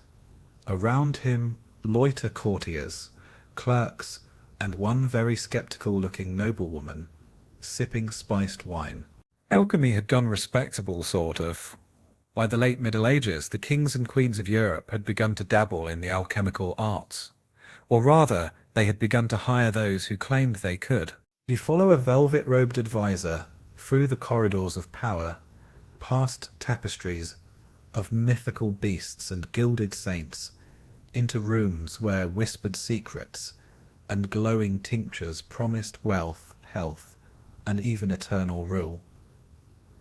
This wasn't just curiosity anymore, it was strategy. Take King Edward III of England. In the 14th century, he became fascinated with alchemy and hired several alchemists, including a man named John de Walden. De Walden was given funds, protection, and laboratory space, all to pursue the dream of transmuting metals into gold. Why? Because royal treasuries, like everyone else's pockets, were often empty. If you could create your own currency, no need for taxes, no need for war, just heat, prayer, and patience. You're now watching an experiment unfold in one such court lab. The alchemist, a portly man with ink-stained fingers and what looks like crushed ruby on his sleeve, is explaining something about the red phase of rebirth. The king, trying to look serious, nods solemnly while quietly nudging a servant to taste the mixture first. You don't blame him. The last concoction turned someone's eyebrows green for a week. Despite the theatrical flair, many royals truly believed alchemy could offer real results. You walk through the court of Holy Roman Emperor Rudolph II in Prague, where the pursuit of mystical knowledge became almost a state hobby. His court was packed with alchemists, astrologers, and occult scholars. The most infamous, Edward Kelly, a man who claimed to possess the elusive philosopher's stone, and spoke with angels via a black mirror. He and his colleague John Dee, a mathematician and magician of sorts, were granted titles, gold, and access to private labs, all on the promise that they could produce transmutation and communicate with celestial beings. Did they succeed? Let's just say historians still debate whether they were brilliant con men or brilliant visionaries. Or perhaps both. It's worth noting that royal interest in alchemy wasn't purely financial. There was also a deep spiritual element. Many monarchs saw their power as divinely ordained, so the notion that alchemy could elevate base metals into noble ones, just as kings were elevated above common men, had a seductive philosophical appeal. The alchemist, like the monarch, was believed to operate between worlds, matter and spirit, earth and heaven. And of course, alchemy offered a much more appealing way to cure ailments than the traditional route of bloodletting and praying it away. You witness now the Queen of Navarre receiving an alchemical balm made of rose oil, crushed amber, and gold leaf dissolved in vinegar. The court alchemist insists it will preserve her youth and ease her melancholy. She applies it delicately while glancing into a mirror. Whether it works or not, it smells expensive, and sometimes that's enough. You browse through royal records now and find intriguing details. Charles II of France once sponsored an alchemist who promised to turn 1 pound of lead into an ounce of gold. In return, the alchemist demanded a royal pension, land, and, because why not, a small castle. The result, let's just say the pension was quietly revoked. Even popes got involved. Pope John II, who had condemned alchemical frauds in 1317, was later rumoured to have had his own private interest in the art. Whether this was hypocrisy or curiosity is anyone's guess, but it illustrates how alchemy hovered between condemnation and fascination, even at the highest levels. Historians still argue whether the royals who hired alchemists truly believed in the science, or simply wanted to hedge their bet. After all, even if 99 out of 100 experiments failed, that one success could change history. And let's not forget, some court alchemists did produce useful outcomes. They discovered better methods of dyeing cloth, preserving wine, and even improving metallurgy. So while they weren't spinning gold, they were still adding value, just not in the way their patrons originally hoped. Of course, not everyone at court was thrilled. You catch a glance exchange between a royal treasurer and a bishop, both eyeing the alchemist's bubbling setup with equal parts fear and disdain. Well, for the church, the concern was spiritual. Was this man playing God? For the treasurer, the concern was practical. Was this man playing the king? The smartest alchemists knew how to navigate this delicate balance. You read a letter from one such practitioner. He assures his royal sponsor that he seeks only spiritual purification through matter, and not crude riches. He includes a small sample of powder that shimmers like crushed opal. The powder, by the way, is ground mica, pretty, useless, but still impressive under candlelight. You turn now to one of the more fascinating personalities, Bernard Trevisan, a 15th century nobleman who supposedly squandered his family fortune chasing alchemical secrets. He travelled across Europe seeking lost recipes, hidden laboratories, and old men with suspiciously youthful complexions. Whether he found what he sought is unclear, but his writings, filled with cosmic metaphors and highly specific colour changes, became classics of the genre. You leaf through a reproduction of one of his notebooks. One page reads, "The black crow shall rise from the ashes. Follow it with courage, for it leads to dawn." It's either the start of a transformation or a really dramatic weather forecast. By the late 1400s, some monarchs began to grow wary. They had invested treasure, built labs, and still no gold. You see the slow retreat of funding in state records, the laboratories shuttered, salaries slashed, promises unfulfilled. But by then, something remarkable had already happened. The infrastructure left behind glassware, furnaces, notes and experimental methods became the building blocks for what we now call chemistry. You step back into the present of that gilded chamber. The king has left, bored or broke. The alchemist sits quietly, watching the embers of the furnace fade. He hasn't made gold, he hasn't cured death, but in his search he has heated metals, measured liquids, documented reactions. Unknowingly, he has laid the foundation for the future. And so, among royal banquets, political gambits, and whispered courtly intrigue, alchemy carved out a strange little corner for itself, half miracle, half scam, entirely fascinating. And you wonder, as the doors close and the gold leaf glimmers in the dark, did they ever really want the gold? Or just the hope of it? You're peering over the shoulder of a figure hunched at his desk, quill dancing feverishly across parchment by candlelight. The room is quiet except for the scratching of ink on paper and the occasional hiss from a glass alembic nestled in a nearby fireplace. There's an apple uneaten on the windowsill, and a sliver of moonlight cuts across volumes stacked so high they lean precariously, like alchemical towers waiting to topple. The figure at the desk pauses, dips his quill again, and jots something about multiplying mercury by spiritual means. His name, Isaac Newton. Yes, that Isaac Newton, the gravity guy, the father of classical physics, inventor of calculus, analyzer of light and motion, the man who turned falling apples into an equation that describes the cosmos. But what many people don't know, or forget, is that Newton was just as obsessed with alchemy as he was with mathematics. Maybe even more so. You step closer to the desk and realize that some of the pages are not equations, but alchemical treatises. Hundreds of them. In fact, scholars today estimate that over 1 million of Newton's words are dedicated not to physics, but to the study of alchemy.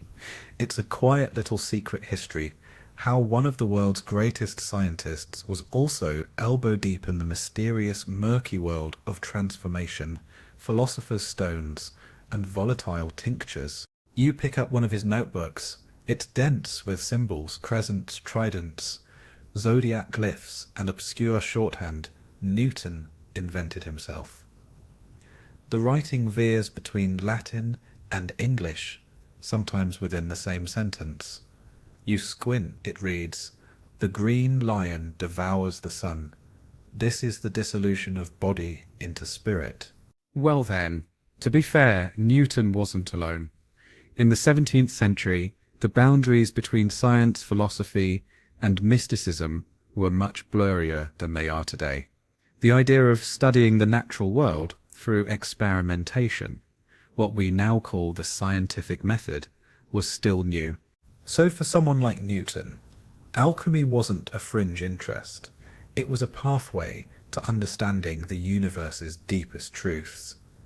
He believed that the same force that held the planets in orbit might also be involved in the transmutation of metals.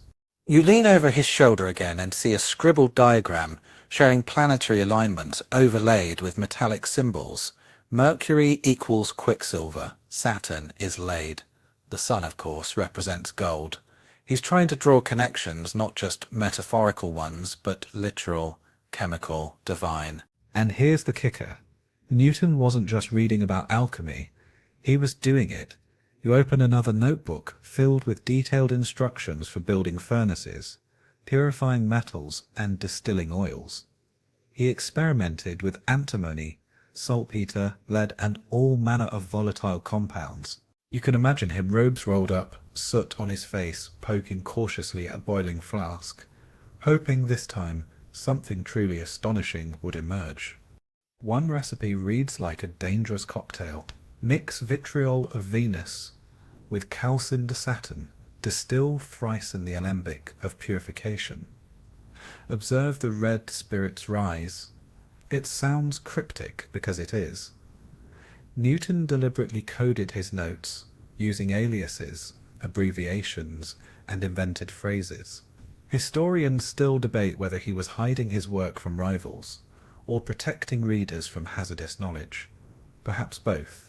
That secrecy, by the way, is part of why Newton's alchemical work remained in obscurity for centuries. Much of it wasn't published. The notes sat unread in dusty archives, dismissed by later scientists as eccentric dabbling. Some of the texts were even considered dangerous or embarrassing. After all, what does it say about the Enlightenment's poster child if he believed in the philosopher's stone? But more recent scholarship has been kinder. Historians now recognize that Newton's interest in alchemy wasn't a detour from science. It was a part of it. He saw nature as a complex machine, yes, but also as a spiritual puzzle.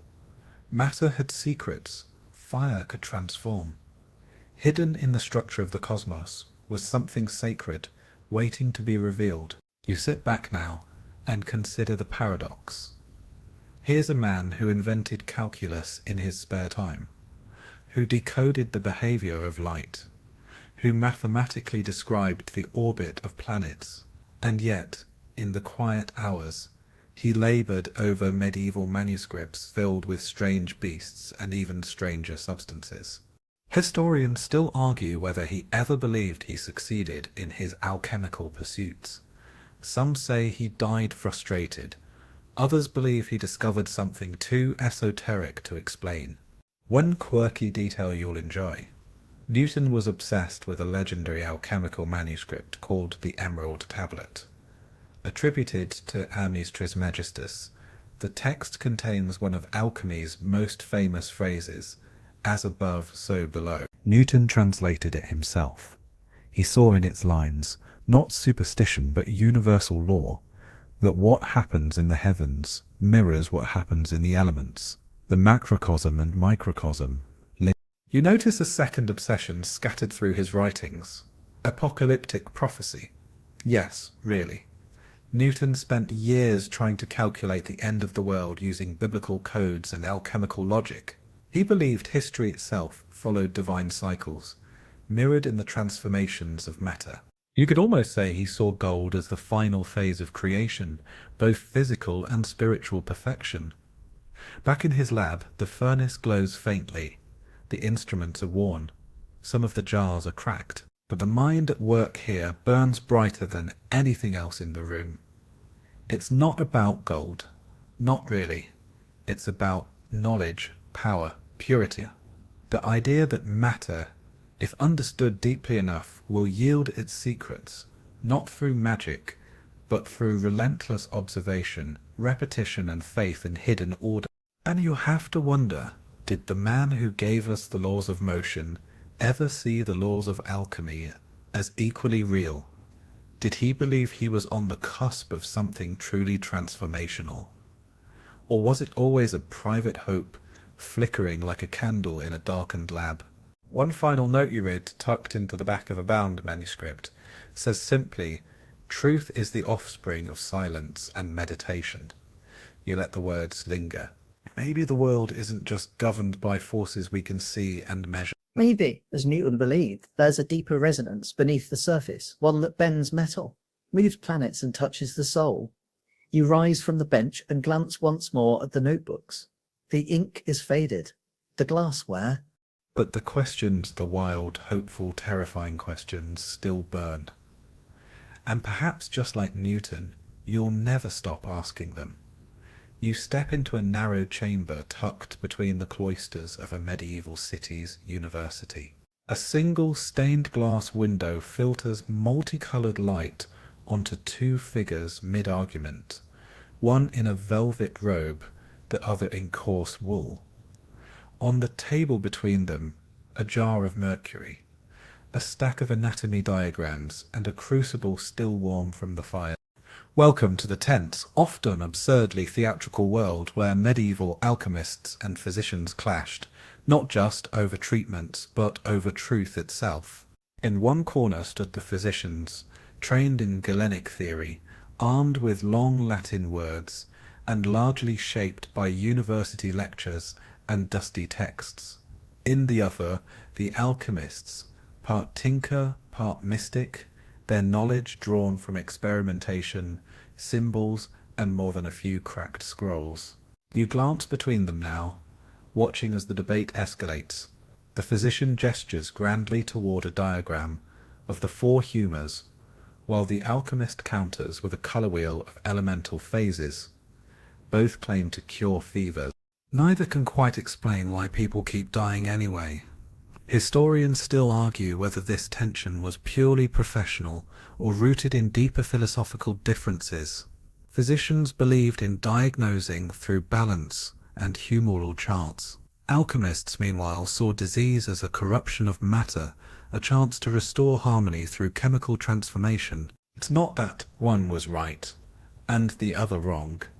It's that they were speaking in entirely different languages, sometimes literally. You pick up a physician's manual from the University of Bologna, circa. It's filled with precise instructions, pulse analysis, urine charts, recipes for herbal salves. Now compare that to an alchemical treatise from the same period. Poetic instructions to draw down the lunar spirit from silver and ignite the green dragon's tail to extract fire's purity. You can see why one group thought the other was out of its mind. And yet, both groups wanted the same thing, healing. You walk through a hospital courtyard now, past groaning patients and harried attendants. One patient is being bled to relieve a fever, standard practice. Another, nearby, is sipping a cloudy potion brewed from vinegar, mint, and powdered coral, an alchemical preparation meant to cool the fire within. The results? Inconclusive, but the placebo effect strong. Some physicians began adopting alchemical remedies, especially as herbal medicines expanded into tinctures, syrups, and distillates. But they rarely credited the alchemists. To maintain academic superiority, Medical faculties dismissed most of alchemy's theoretical foundations, while quietly borrowing their lab techniques. You find a university record noting the addition of a distillation room to the medical wing, strictly for approved academic use, of course. One of the most famous figures to straddle this divide was Paracelsus, a Swiss-German physician in the 16th century who openly mocked traditional medicine. You meet him now in spirit, stomping across the stage of a lecture hall, shouting that all the universities and doctors are fools. He carried a sword filled with alchemical elixirs, wore a floppy hat, and named diseases after minerals and planets. He also burned Galen's works in public. Subtlety was not his strength. But Paracelsus did more than make a scene. He pushed medicine toward chemistry. He insisted that illness came from external sources, like poisons, and not just humoral imbalance. He championed the use of specific substances to target ailments: mercury for syphilis, opium for pain, antimony for purging. Risky, absolutely, but revolutionary. You peek at one of his notebooks and find a crude but functional guide to producing laudanum, a powerful tincture of alcohol and opium that would become standard medical fare for centuries. And he wasn't alone. Other physicians slowly followed. You find references to chemical medicine spreading across Europe, particularly in German and Dutch universities. These doctors began distinguishing themselves from the old Galenic model, integrating alchemical insights while scrubbing away the dragons and dream logic. Medicine was transforming, and yes, the irony would not be lost on the alchemists, who spoke constantly of transformation. Still, tensions remained. The guilds of physicians sought to maintain control, licensing who could heal and what treatments were respectable. Alchemists, meanwhile, continued to operate in liminal spaces, sometimes funded by nobles, sometimes chased out by church authorities, sometimes both in the same week. You read a letter from an alchemist in Prague begging a local bishop for permission to reopen his lab, promising no further incidents involving green smoke or disappearing chickens. One curious tidbit: despite the arguments, both camps agreed on the importance of colour changes in diagnosing and treating illness. Physicians used the hue of urine and phlegm as diagnostic tools, while alchemists saw colour as a sacred code revealing the internal transformation of matter. So, while one doctor might declare yellow bile to be too hot, an alchemist might say the same patient is overcome by solar imbalance. Different metaphors. Same patient. You walk into a wealthy noble's home now, where two healers have been summoned. The physician arrives with assistants, chants and a curt refusal to try anything not approved by the College of Surgeons. The alchemist arrives with 2 vials, a candle, and a poem about elemental purity. The noble listens politely, then takes both their remedies. Days later, he claims to feel better. No one can say which remedy worked. He simply adds them both to his estate's approved treatments list. And that's medieval healthcare for you. It's also a reminder that back then, medical outcomes were hard to measure. Recovery depended as much on environment, belief, and luck as it did on the treatment itself. You find notes in a 15th century physician's journal: patient expired after elixir, uncertain if due to the elixir or the pox. Another reads, patient improved after steam distillation and prayer, will attempt both again. Even the church, ever wary of alchemical excess, sometimes preferred results to orthodoxy. In plague-ridden towns, bishops quietly tolerated unlicensed alchemists when physicians fled or ran out of leeches. You stumble across a record from Avignon noting that the man of fumes and fire has had moderate success with the afflicted. His reward? Continued permission to experiment outdoors. By the 1600s, the walls between alchemy and medicine had thinned. Alchemists adapted. Some reinvented themselves as apothecaries, selling distilled remedies under more scientific labels. Others joined universities and changed the language of their work to align with new chemical frameworks. And some simply vanished into history, forgotten footnotes in a story they helped write. You now stand in a quiet library, surrounded by treatises from both sides. The physicians' manuals are neat, indexed and practical. The alchemists' works are dreamy, symbolic and strange. And yet, beneath both lies the same hunger to understand the body, to ease its suffering, to touch the unknown, and as you blow out the candle and let the smoke drift toward the ceiling, you wonder, perhaps all that arguing was just two halves of the same soul, divided not by purpose, but by vocabulary. You're now standing in a cramped tower chamber lit by morning sun, filtering through a tiny stained glass window. Every inch of space is cluttered, shelves groan with leather-bound tomes, scrolls lie half unrolled across the floor, and dangling from a hook is a copper alembic still stained with something that looks suspiciously like dried beet juice. But what really catches your eye is the parchment on the desk.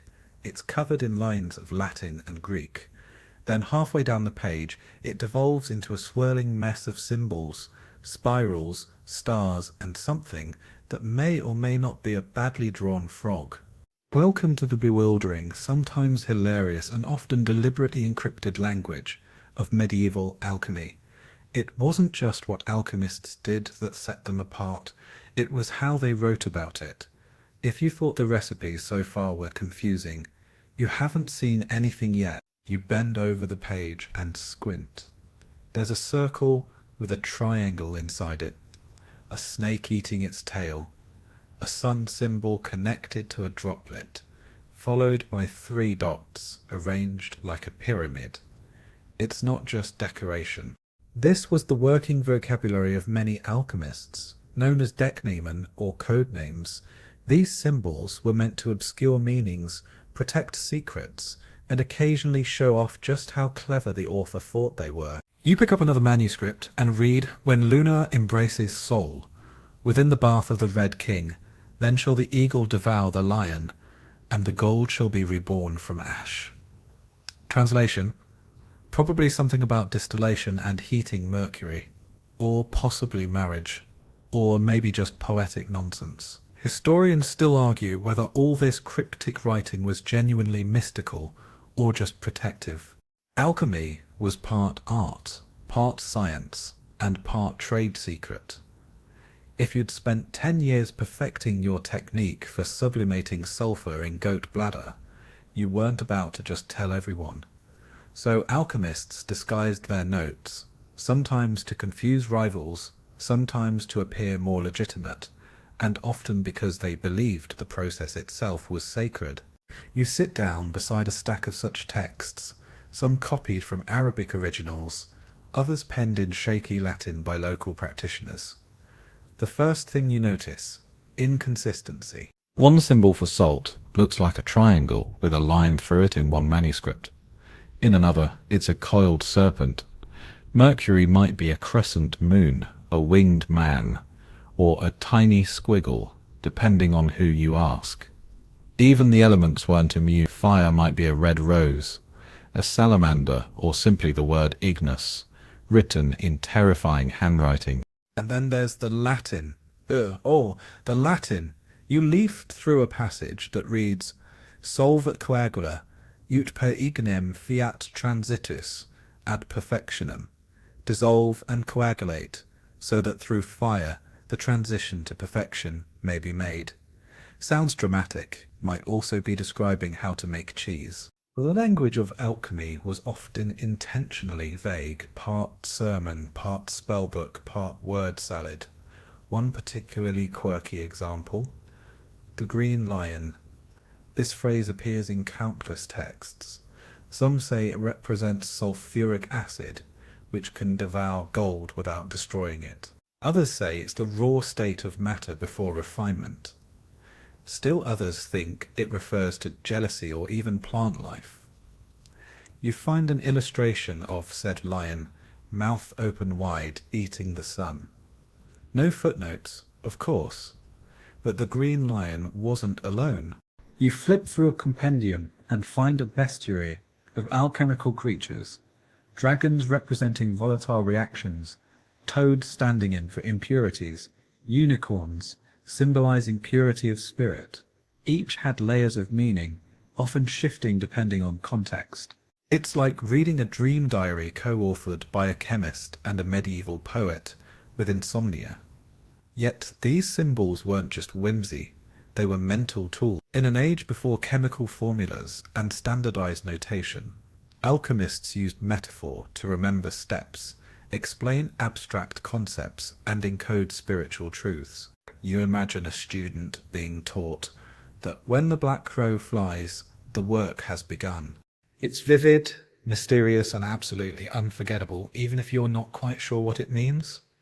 Still, the ambiguity created problems. By the late 15th century, entire libraries were filled with contradictory recipes, overlapping metaphors, and symbols that meant different things to different people. One alchemist might swear that the Red King refers to iron in its purified state. Another might claim it's cinnabar. A third may insist it's a phase of spiritual awakening. You start to see how easily confusion became tradition. And yet, it worked, sort of. Despite the chaos, the cryptic system had structure. You uncover an elaborate chart mapping colors, symbols, elements, planets, and body parts. Gold is linked to the sun, the heart, the number one, and the metal that never tarnishes. Silver, the moon, the brain, number two, and purity. The whole thing forms a web of associations, a mystical spreadsheet that ties the cosmos together in poetic, if not particularly practical ways. You grin at one particularly absurd entry. Combine the tears of the moon with the breath of Venus under the watch of Saturn, and you shall know the truth. What exactly are tears of the moon? Probably dew or distilled water. But it's evocative, isn't it? One of the more amusing aspects of this coded writing is how frequently it seems to almost make sense. You read an instruction that says, take the body of the red man, grind him to ash, and feed him to the white queen. At first glance, you're horrified. Then you realize the red man is probably iron oxide, and the white queen is a metaphor for silver nitrate. Crisis averted. Of course, all this complexity had consequences. Forgeries became rampant. Many so-called alchemical texts were written to sound impressive, but were little more than gibberish. You find one such page now, so overloaded with symbols and recursive metaphors that even the scribe gave up halfway through and doodled a duck in the margin. And yet, amidst the confusion, you find brilliance. In the margins of a notebook, someone has written a practical tip. If the vapors rise too quickly, reduce heat with damp cloth at the neck of the flask. That's not symbolism, that's a real safety protocol. Buried beneath the dragons and the red kings, real chemistry was beginning to emerge.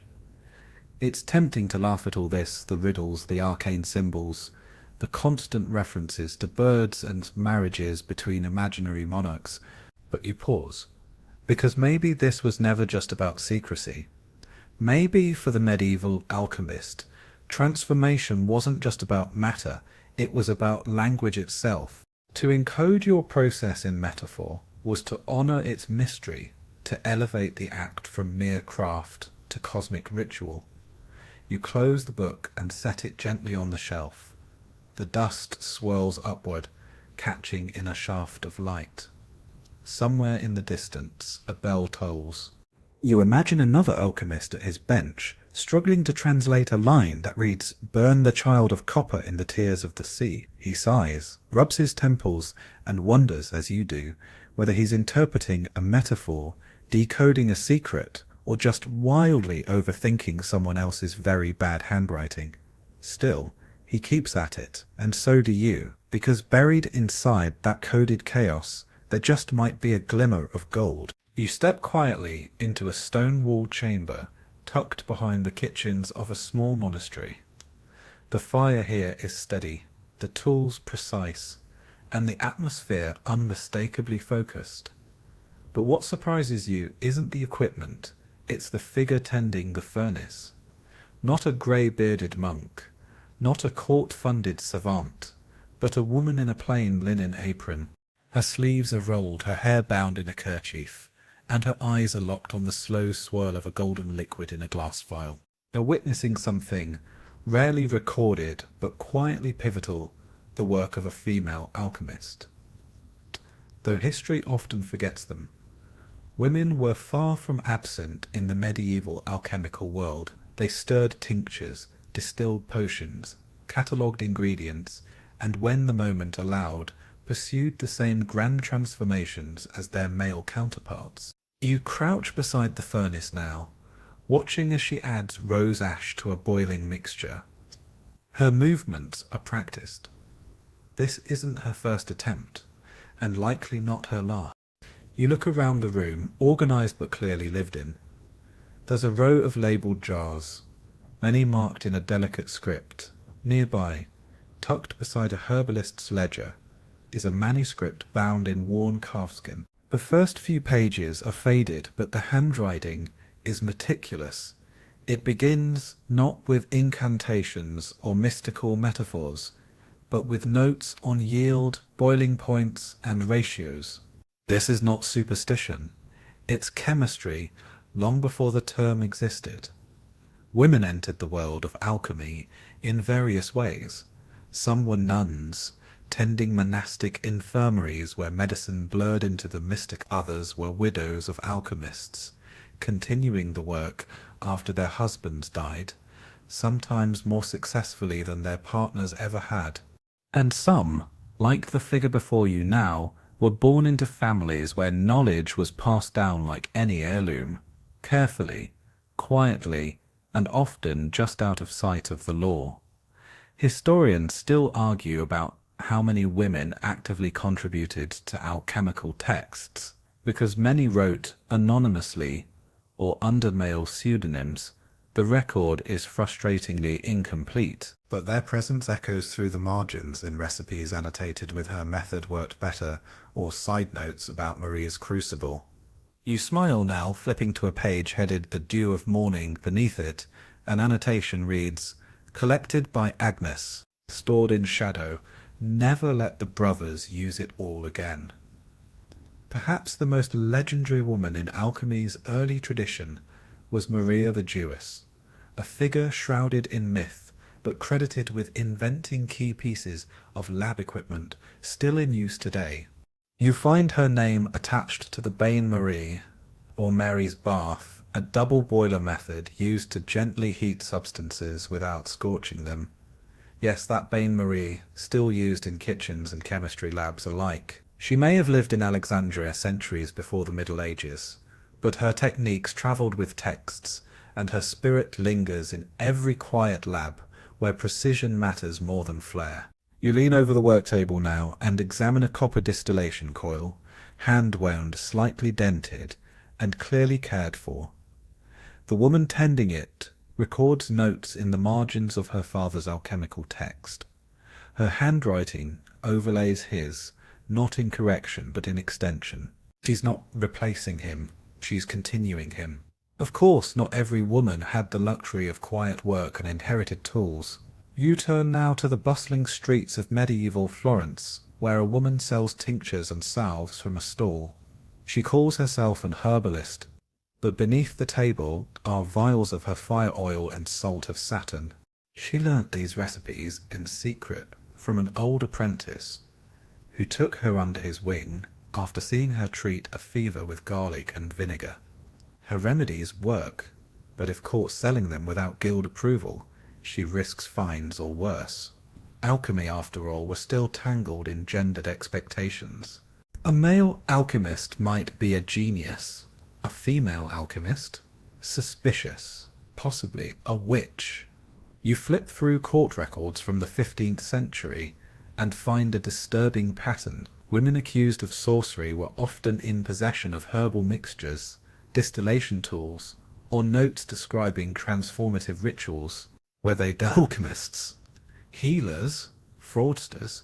It's hard to say, but many seemed to have been practicing forms of knowledge that overlapped with male-dominated alchemical pursuits. The difference was not in the content, but in whose society allowed to wield it? Still, they persisted. You visit now a small abbey in what is now Germany, where sisters distilled oils and compiled recipes for body-soul balance. Their manuscripts describe red tinctures for melancholy, white powders for skin conditions, and a mysterious green elixir for visions of clarity. It sounds alchemical. It is alchemical. But because the text emphasize healing and piety, they were preserved as religious medical treatises, not experimental science. Clever, those sisters. One quirky story you uncover is that of Clarissa of Bruges, a merchant's wife who developed a popular rosewater tonic. Her neighbours believed it had mild aphrodisiac qualities, and for a time her kitchen became a hub for whispered recipes and late-night consultations. She left behind no formal writings, but her ledger includes orders from several noble households and one bishop. His order was anonymous, but Clarissa apparently noted in the margins, "For the man with the fine cloak and poor questions use less honey." You can't help but chuckle. The spirit of these women, their pragmatism, cleverness, and quiet defiance, shines through even centuries later. You turn now to a more technical text, its pages brittle but still legible. The author is unnamed, but internal references suggest she was working in the south of France. Her notes describe a method for extracting copper acetate from verdigris using a triple filtration method. The handwriting is neat, the steps precise. At the end, she writes simply, "This batch turned blue sooner than expected. I believe the heat from the chimney accelerated the process." That's observation. That's science. That's progress. And yet, her name, if it ever appeared, was lost. You stare at the final page. A faded drawing of a lily blooms in the bottom corner, outlined in iron gall ink. It's a signature of sorts, a quiet declaration that yes, she was here. Back in the present moment, the woman beside you lifts her vial and examines the result, a pale golden tincture glowing faintly in the light. She smiles, not with triumph, but with satisfaction. She'll label it, store it, and perhaps share it with a trusted apprentice someday. Or maybe it will be lost, rediscovered in a dusty trunk centuries from now by a curious historian. You watch her work thinking of all the others like her.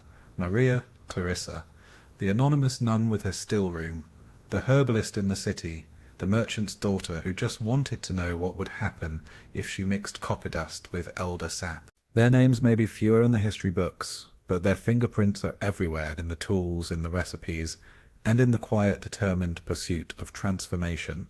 Because alchemy, at its core, was never about who you were. It was about what you dared to become. You push open a narrow wooden door and step into what appears at first glance to be a costume closet exploded across a laboratory. Robes of deep crimson and shimmering gold hang from hooks beside singed leather aprons. A pointed velvet hat droops sadly near a pair of soot-smudged gloves. There's a cloak trimmed with stars, a belt weighted with pouches of herbs and glittering powders, and boots so embroidered they look like they belong to a stage magician. And yet this isn't a playhouse, it's an alchemist's workshop. You've entered the curious world of alchemical fashion. Yes, fashion. Because alchemy wasn't just about the mysterious and the mystical, it was, quite frankly, a look. Aesthetic mattered. How you dressed said as much about your philosophical allegiance and intellectual rank as your scrolls or flasks ever could. You run your fingers along a stiff robe dyed with walnut ink and trimmed in stitched alchemical symbols. This wasn't a mere lab coat. It was a statement. You examine an illustration from a 15th century manuscript. The alchemist is depicted not as a dirty-handed tinkerer, but as a regal figure. He wears a robe covered in sun and moon emblems, a long beard, and a cap that's somewhere between wizard and weather vane. Around him swirl banners inscribed with Latin, Solvet Coagula, Vit Iol, and of course the ever-present Ouroboros. the snake eating its own tail. Was this how alchemists actually dressed? Or was it how they wanted to be seen? Historians still argue whether these depictions were accurate or aspirational. Some think the elaborate garments were symbolic, visual metaphors for purity, transformation, and knowledge. Others suggest that many alchemists, especially those working under royal or noble patronage, adopted dramatic attire intentionally. After all, if your science didn't produce reliable gold, your robes better at least look the part. You rummage through a chest and find an assortment of sashes, each dyed with different pigments: indigo, saffron, verdigris. These colours weren't arbitrary. In alchemical symbolism, colours carried weight. White albedo stood for purification, black nigrido for decay and death, yellow citrinitas marked awakening. Red rubido was the final stage, perfection. Some alchemists wore garments matching their current phase of work, dressing themselves like living metaphors. If you spotted someone in a deep black cloak muttering over a flask, it wasn't a funeral, it was just step one of the great work. You pick up a hat shaped like a cone, the brim embroidered with planetary symbols: Saturn, Jupiter, Mars, each planet linked to a metal, each metal to a body part, each body part to an aspect of the soul. Some alchemists believed that dressing in alignment with planetary hours enhanced the success of their experiments.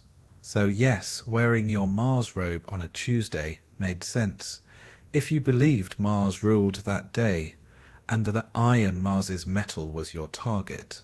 You reach now for a pair of gloves, tanned goat leather, stiff with age and soot. They're reinforced at the fingertips with copper studs. Practical, definitely. Stylish, debatable. But in a time when mercury was handled barehanded, gloves weren't just fashion, they were survival. You read a note in the corner of a tattered manual. Wear gloves when handling the serpent's tears. They bite without warning. That would be vitriol, by the way. Acid. The gloves weren't optional. Of course, fashion also marked status. A master alchemist might wear a gold-trimmed sash, or a badge depicting the philosopher's stone. Apprentices were often dressed more humbly: simple wool, linen aprons, and occasionally cloth hoods to mark their rank. In some circles, just the right accessory could elevate your reputation.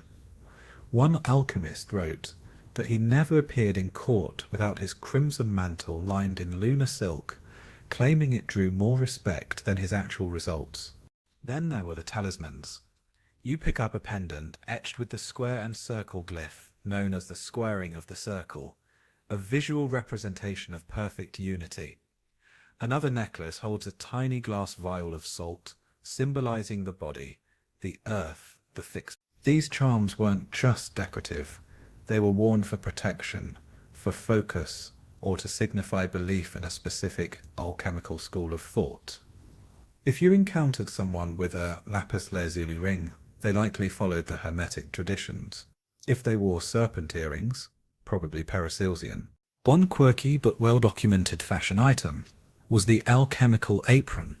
Not unlike a modern blacksmith's, it was long, thick, and designed to endure burns, stains, and the occasional acid splash.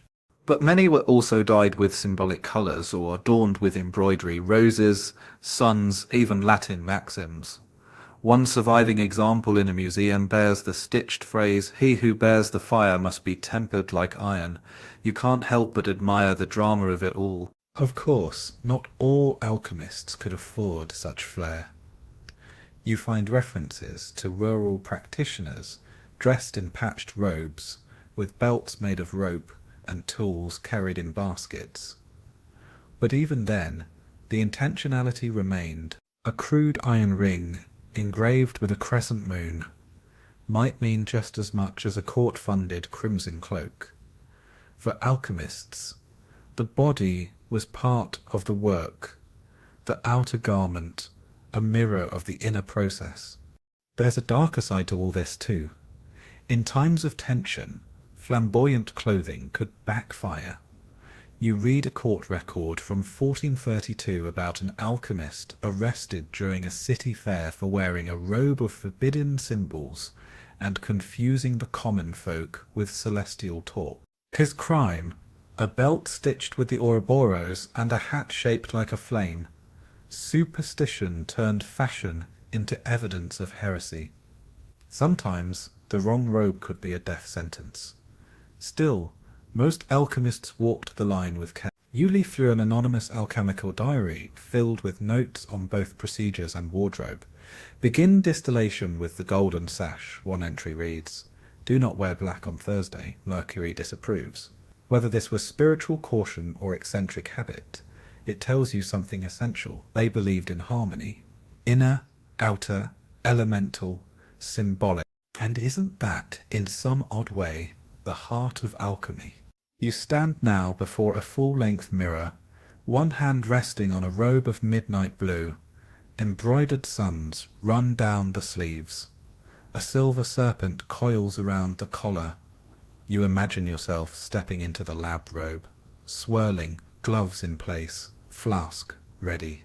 You're not just dressed for success, you're dressed for transformation. Because for the medieval alchemist, fashion wasn't frivolous. It was part of the process, a declaration, a ritual, a way of aligning body with cosmos, self with symbol. So the next time you picture an alchemist, don't imagine a drab recluse hunched in the shadows. Picture a robed figure, trimmed in gold, head held high, eyes scanning the stars and the smoke. Because sometimes the path to transformation begins with dressing the part. You now find yourself following the faint scent of scorched parchment through a damp stone hallway, boots echoing as you walk. A heavy oak door creaks open ahead, revealing a flickering chamber, thick with candlelight, smoke, and the faint buzz of whispered Latin. Inside, a wiry man, in a soot-darkened robe, paces between stacks of books and a fireplace crackling beneath a dented iron cauldron. His name is Roger Bacon, and he's about to try something that might just get him excommunicated. Again, Roger Bacon, the 13th century English friar and scholar, wasn't your typical alchemist, or monk for that matter. He had little interest in quietly copying texts or keeping his head down in theological debates. Instead, he demanded to know how things worked, and he pursued answers with the relentless energy of someone who believed knowledge itself was holy, even when it came wrapped in fire, fumes, and deeply questionable safety practices. You approach his cluttered desk, where several sheets of vellum have been pinned together with a rusted knife. Diagrams of planetary cycles sit beside rough sketches of distillation coils. Scribbled in the margins are notes like, "Mercury reacts too strongly to heat. Try oil of vitriol next time." You notice a small drawing of an exploding flask in the corner with an arrow labelled bad. He's muttering to himself now, hunched over an apparatus built from recycled alembics, broken goblets, and what appears to be half of a pewter goblet. Sulphur, salt, mercury, perhaps more salt, he says, before frowning at a bubbling pool of dark liquid. Or less. This wasn't just idle curiosity. Bacon believed that experimentation, real, physical engagement with the material world, was the only way to uncover truth. That alone made him dangerous in an age when much of academia revolved around copying ancient texts and interpreting scripture. It didn't reject faith. Far from it. It did believe that God's creation could and should be explored, dissected, and understood. Historians still debate how deeply Bacon engaged with alchemy itself. Some argue he was more of a philosopher dabbling in natural science than a true transmuter of metals. Others point to his writings full of cryptic references to transformation, purification, and hidden elements, as proof he was neck-deep in the alchemical tradition, just careful with his wording. You peer into one of his treatises, Opus Majus, and find passages describing lenses, telescopes, and even early theories of gunpowder. He may not have been the first European to write about explosives, but he was among the earliest to recognize their power and their danger. You read, "A small amount of saltpeter, mixed properly, can imitate thunder and lightning." No kidding. You glance over at the fireplace, where a lumpy sack of charcoal sits beside a horn filled with what's probably powdered sulfur. Beside it, an open jar labeled salpetre, saltpeter. You do some mental math. Then you take one careful step back. What makes Bacon such a fascinating figure is that he straddled multiple worlds. He was a friar, bound by monastic vows, but he also studied optics, linguistics, mathematics, and astrology. He revered Aristotle, but wasn't afraid to challenge his conclusions. He copied texts, yes, but also corrected them. He studied Arabic works with admiration and integrated what he learned from Muslim scholars, particularly in medicine and mathematics, into his broader theories. In many ways, Bacon was one of the first Europeans to openly argue that knowledge from non-Christian sources deserved serious study. That was heretical enough. But his insistence that the world could be known through direct experience, that was outright revolutionary. You move toward a low shelf and pick up a scroll labeled Experimentum Secretum. The ink has faded, but the meaning is clear. This was a private experiment, recorded carefully, but never shared beyond the walls of his study. It describes a method of extracting colored oils from crushed minerals, perhaps an early form of chromatography. Bacon notes the time of day, the temperature, the dryness of the air. These weren't mystical instructions, they were data points. Yet even as he pursued measurable outcomes, Bacon couldn't quite let go of the spiritual implications. He believed that matter reflected divine patterns, that the transformations in the crucible mirrored the transformations of the soul. You read another note, "As base metals crave gold, so the corrupted spirit craves the light." It's not a scientific claim, it's a worldview. And that worldview, bold and unconventional, made him enemies. You pause now to read a letter from a bishop, polite but firm, reminding Bacon to focus on approved theological topics and avoid speculative sciences without express permission. That letter was written before he was imprisoned by church authorities for suspect novelties. The records don't make clear exactly what the charge was. Some say he promoted forbidden knowledge. Others think he simply annoyed the wrong people.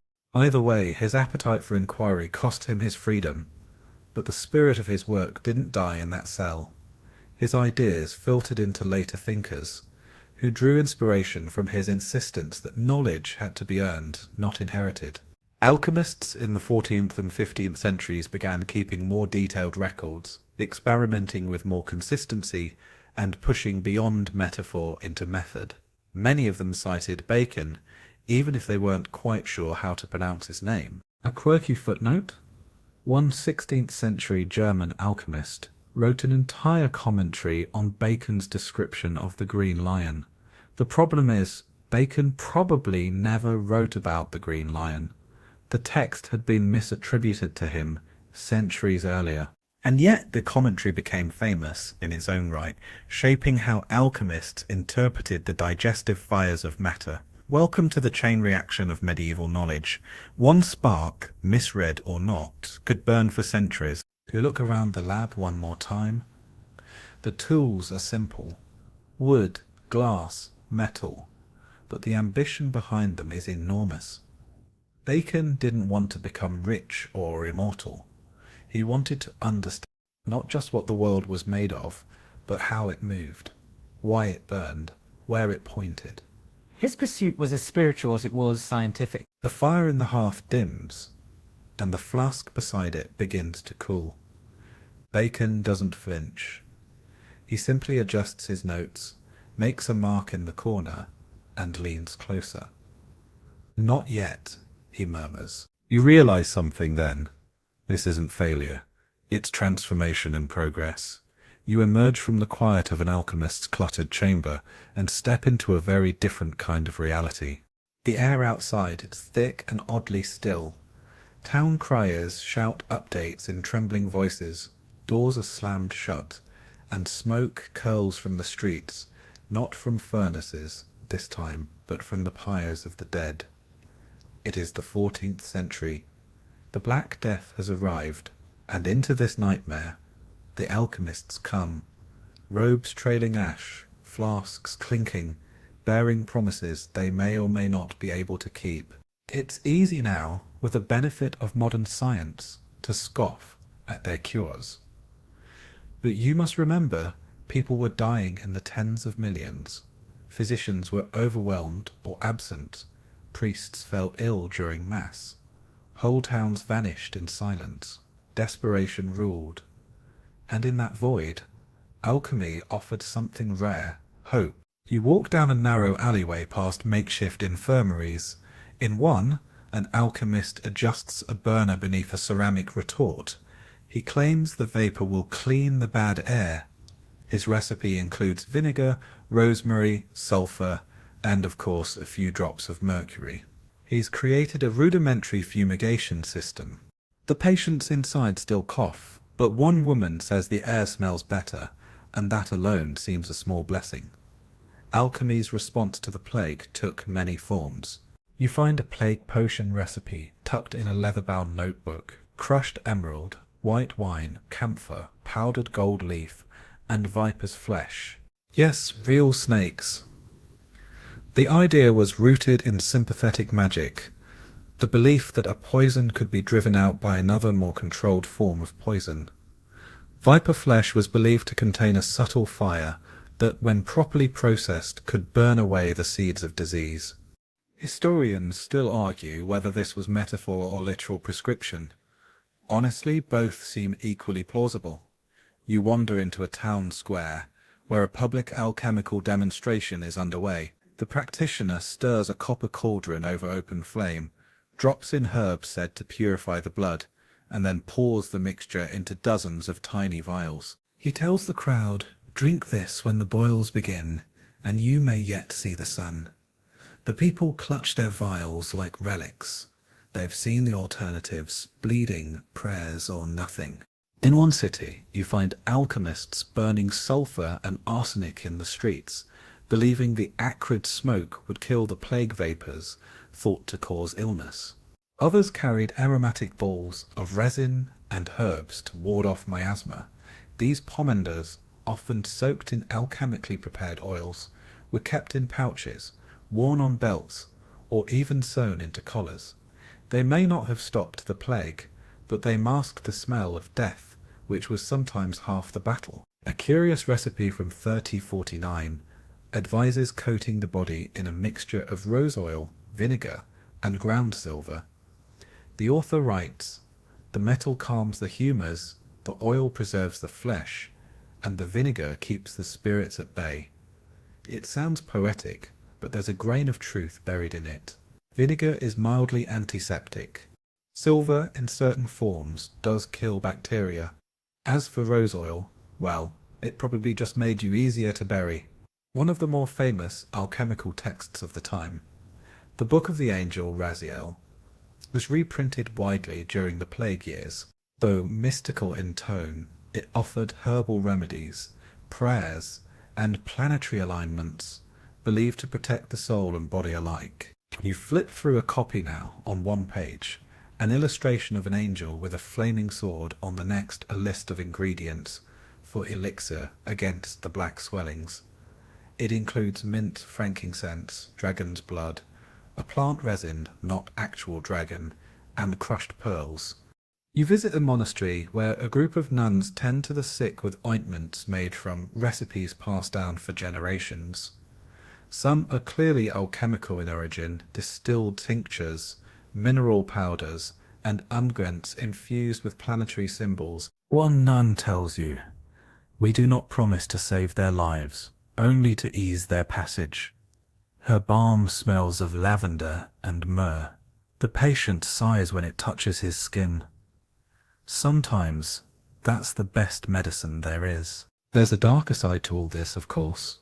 Alchemists, like everyone else, were afraid. Some locked themselves away and wrote frantically, hoping to distill immortality before the disease reached their door. Others made false claims to profit from the chaos. You read a city edict from Avignon, warning citizens about men in cloaks who promise immunity for a silver coin. A few of those men were flogged. A few vanished before justice could find them. And yet, amidst the fear and charlatanry, genuine attempts at healing persisted. You read a journal entry from a Flemish alchemist in 1351. 3 days I tended the boy with a syrup of sage and gold salt. On the 4th he rose. On the 5th he danced. I do not know what saved him, but I give thanks. Was it the remedy, the boy's own immune system? Pure chance? Historians still argue, as they always do. But the alchemist believed, and maybe that belief shaped the outcome. Alchemy also offered something less tangible but deeply needed: narrative. In a world turned upside down, where people died without warning and faith seemed to falter, alchemy insisted that the universe still had patterns. That matter could be transformed. That suffering had a purpose. You sit beside a dying scholar who whispers, perhaps this is the nigredo, the blackening, the first step in the great work. After death, purification, then rebirth. You leave the infirmary and step back into the street, where a new batch of plague doctors pass. Their long-beaked masks are filled with alchemical herbs: lavender, cinnamon, clove, sometimes opium. It doesn't stop the plague, but it gives them courage to walk into death's shadow. That counts for something. One quirky anecdote you come across in a marginal note. An alchemist in Venice tried sealing his windows with powdered gold, believing its incorruptibility would protect his household from the plague. It didn't, but when the house was later demolished, the walls glittered faintly in the afternoon sun. A small, strange legacy of hope. As the Black Death slowly waned, many of these remedies faded into obscurity. The more fanciful claims were dismissed, and practical healing began to separate from alchemy. But the memory of those desperate experiments lingered. You pick up a later medical text that includes a tincture for fever. In small print below, it reads, adapted from the work of one brother Anselm, 1350 during the pestilence. No mention that Anselm is an alchemist, but his recipe endured. You return to the now quiet alchemist's workshop. The crucible is cold, the herbs long dried, the remedies emptied, but the records remain, ink-stained and hopeful. Not triumphs, perhaps, but attempts. Honest, often heroic attempts, in a time of great darkness. And that, in its own imperfect way, is alchemy too. You stand now on a bridge, not a physical one, but a quiet transitional place between two worlds.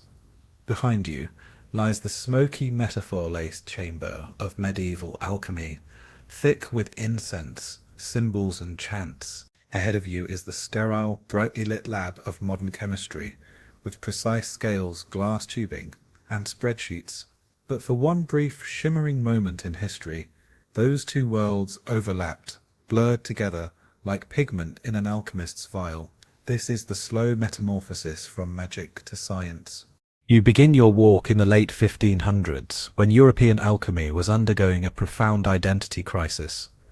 Its practitioners were torn between two urges: to preserve the mystery of transmutation, and to chase down repeatable, observable results. You find yourself in a study filled with both. There's a retort still blackened from use, and beside it a shelf stacked with carefully organized notes, labeled with headings like reproducible reactions and controlled outcomes, and on the wall a framed sketch of the philosopher's stone. Some habits die hard. You leaf through one of the notebooks. It's a beautiful contradiction, a page detailing the weight of sulfur added to copper filings, followed immediately by a poetic declaration that the spirit of Venus has at last yielded her secret. This is the age of transition, when the same person could spend the morning running quantitative tests and the evening dreaming of turning water into gold. Much of this shift was propelled by the work of Paracelsus, whom you glimpsed back in section. Though he died in the 1540s, his legacy exploded in the generations that followed. He had insisted that alchemy must serve medicine, and that experimentation was sacred. He mocked the old medical establishment, but he left behind a method: isolate, observe, distill. His followers, known as the Paracelsians, carried those ideas forward with a seriousness that began to reshape alchemy's purpose.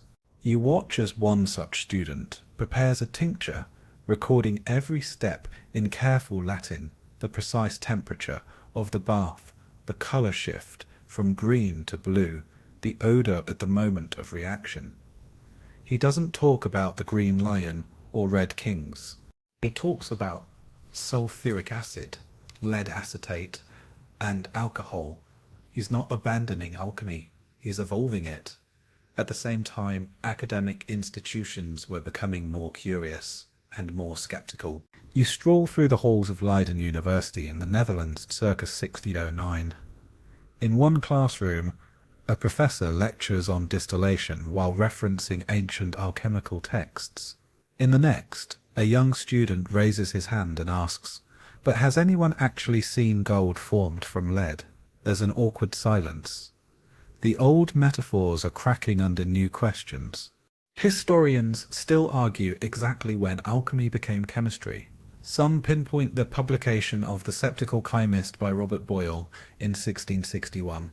You hold a first edition in your hands now, its cover plain, its pages dense. Boyle, often called the father of modern chemistry, argued against the classical notion of the four elements: earth, air, fire, water, and instead proposed that substances were composed of more basic corpuscles, what we'd now call particles or atoms. Boyle's work marked a sharp departure from symbolic language. Gone were the dragons and suns. In their place, clear procedures, careful records, and experiments designed to be repeatable by others. You peek at one of his experiments involving the combustion of phosphorus. The description is dry, methodical, and strangely thrilling. It's not just about what happens, it's about proving how and why it happens. But don't get the wrong idea. Boyle wasn't anti-alchemy. In fact, he spent much of his life also searching for the philosopher's stone. He even defended its possibility in his personal writings. The difference was that he wanted to prove it scientifically, not mystically. He believed transmutation might one day be real, but only through the laws of nature, not by invoking celestial marriage between the Red King and White Queen. This messy overlap continued for decades. You're now in a laboratory in Paris in the 60s. The workbench is covered in precise instruments, balances, crucibles, etched glassware, and yet the alchemist turned chemist still wears a sun and moon ring and keeps a scroll of Hermes Trismegistus in his drawer. The sacred never quite left. It just learned to wear a lab coat. You flip through a student's chemistry textbook from the early 1700s. There's a chapter on acids and alkyls, followed by a brief section titled On the Transmutation of Metals. It's only 2 pages long, written in a skeptical tone, but it's there, a holdover, a final ember. And then slowly the embers cool. By the mid-18th century, chemistry has solidified its new identity. You visit the laboratory of Antoine Lavoisier, the man who gave us the law of conservation of mass. His work is elegant, his language precise. He redefines element in a way no alchemist would recognize. He identifies oxygen, debunks phlogiston theory, and builds the foundation of modern chemistry. You see no serpents on his wall, no poetic riddles in his notes. But look closely in the way he reveres the balance, in the care he takes to document every transformation. You can still detect a faint echo of the alchemist's mindset, the idea that matter holds secrets, and that through ritual, now replaced by procedure, we can reveal them. A quirky side note: even as chemistry gained scientific legitimacy, Many chemists retained a fascination with alchemy's symbolism. You find a letter from Carl Jung, centuries later, describing alchemical imagery as a map of the unconscious. Alchemy, he said, was never just about metal. It was about the transformation of the self. That notion didn't vanish. It simply migrated from the laboratory to psychology. So where did the alchemists go? They didn't disappear. They became chemists, apothecaries, inventors. Some continued their mystical practices in secret, their manuscripts passed hand to hand, like forbidden treasures. Others rebranded. The word alchemy faded from the front cover, but lingered in the footnotes. You return now to that symbolic bridge between worlds. The crucible is still warm. The beakers are still bubbling, but the vocabulary has changed. The reverent remains, but the robes have given way to goggles. What was once divine metaphor is now molecular interaction. And yet, just for a moment, you glance back over your shoulder and see a shape in the flame. A lion, perhaps. Or a phoenix. Or maybe just your own reflection, curious and flickering. Because no matter how modern our tools become, the longing that drove the alchemists remains unchanged. The hunger to know, to transform, to turn the ordinary into the extraordinary. You enter a quiet Victorian library now, where the dust hangs in shafts of amber light, and every surface seems lined with red leather, gold filigree, and the peculiar scent of old optimism. The books are tall and weighty, with titles like The Secret Fire of Transmutation and On the Unseen Forces of Nature. You run your fingers along the spines. Some of these were printed centuries after alchemy was supposedly debunked, long after chemistry had claimed the throne of respectability. And yet, here they are. Whole volumes dedicated to reviving what the Enlightenment tried so hard to extinguish. You settle into a creaky chair and open one of these tomes. The preface begins dramatically. Though science has forgotten the sacred fire, we who keep the flame know that gold still hides within lead. You glance at the date. In an era of steam engines, electrical experiments, and Charles Darwin, someone was still earnestly searching for the philosopher's stone. This is the strange, lingering afterlife of alchemy. Long after its golden age faded, its ideas, its language, its yearnings continued to shimmer just beneath the surface of modern thought. You read page after page where earnest gentlemen with unkempt beards and dusty laboratories tried to do what medieval monks and Renaissance mavericks could not. Prove that alchemy actually worked. Some pursued literal transmutation.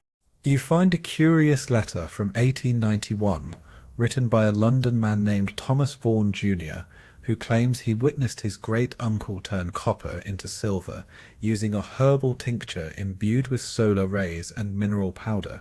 His account is detailed, his tone sincere, and his postscript casually mentions that the silver later turned black and crumbled. I believe the metal rejected its false nature, he writes, with poetic resignation. Others took a more spiritual route. The Victorian era, with its fascination for seances, secret societies, and hidden wisdom, was a perfect hothouse for alchemical revival. You explore the meeting room of a group called the Hermetic Order of the Golden Dawn, an esoteric society that believed alchemy was not about metals at all, but about the soul's purification. Their initiation rituals included references to sulfur, mercury, and salt, not as substances, but as psychological principles. To them, the blackening of lead was the necessary darkness before spiritual enlightenment. One fringe tidbit, a popular 19th century French novel, Le Comte de Saint-Germain, portrayed its titular character as an immortal alchemist who wandered Europe for centuries, never aging, never dying, always one step ahead of those who sought to capture his secrets.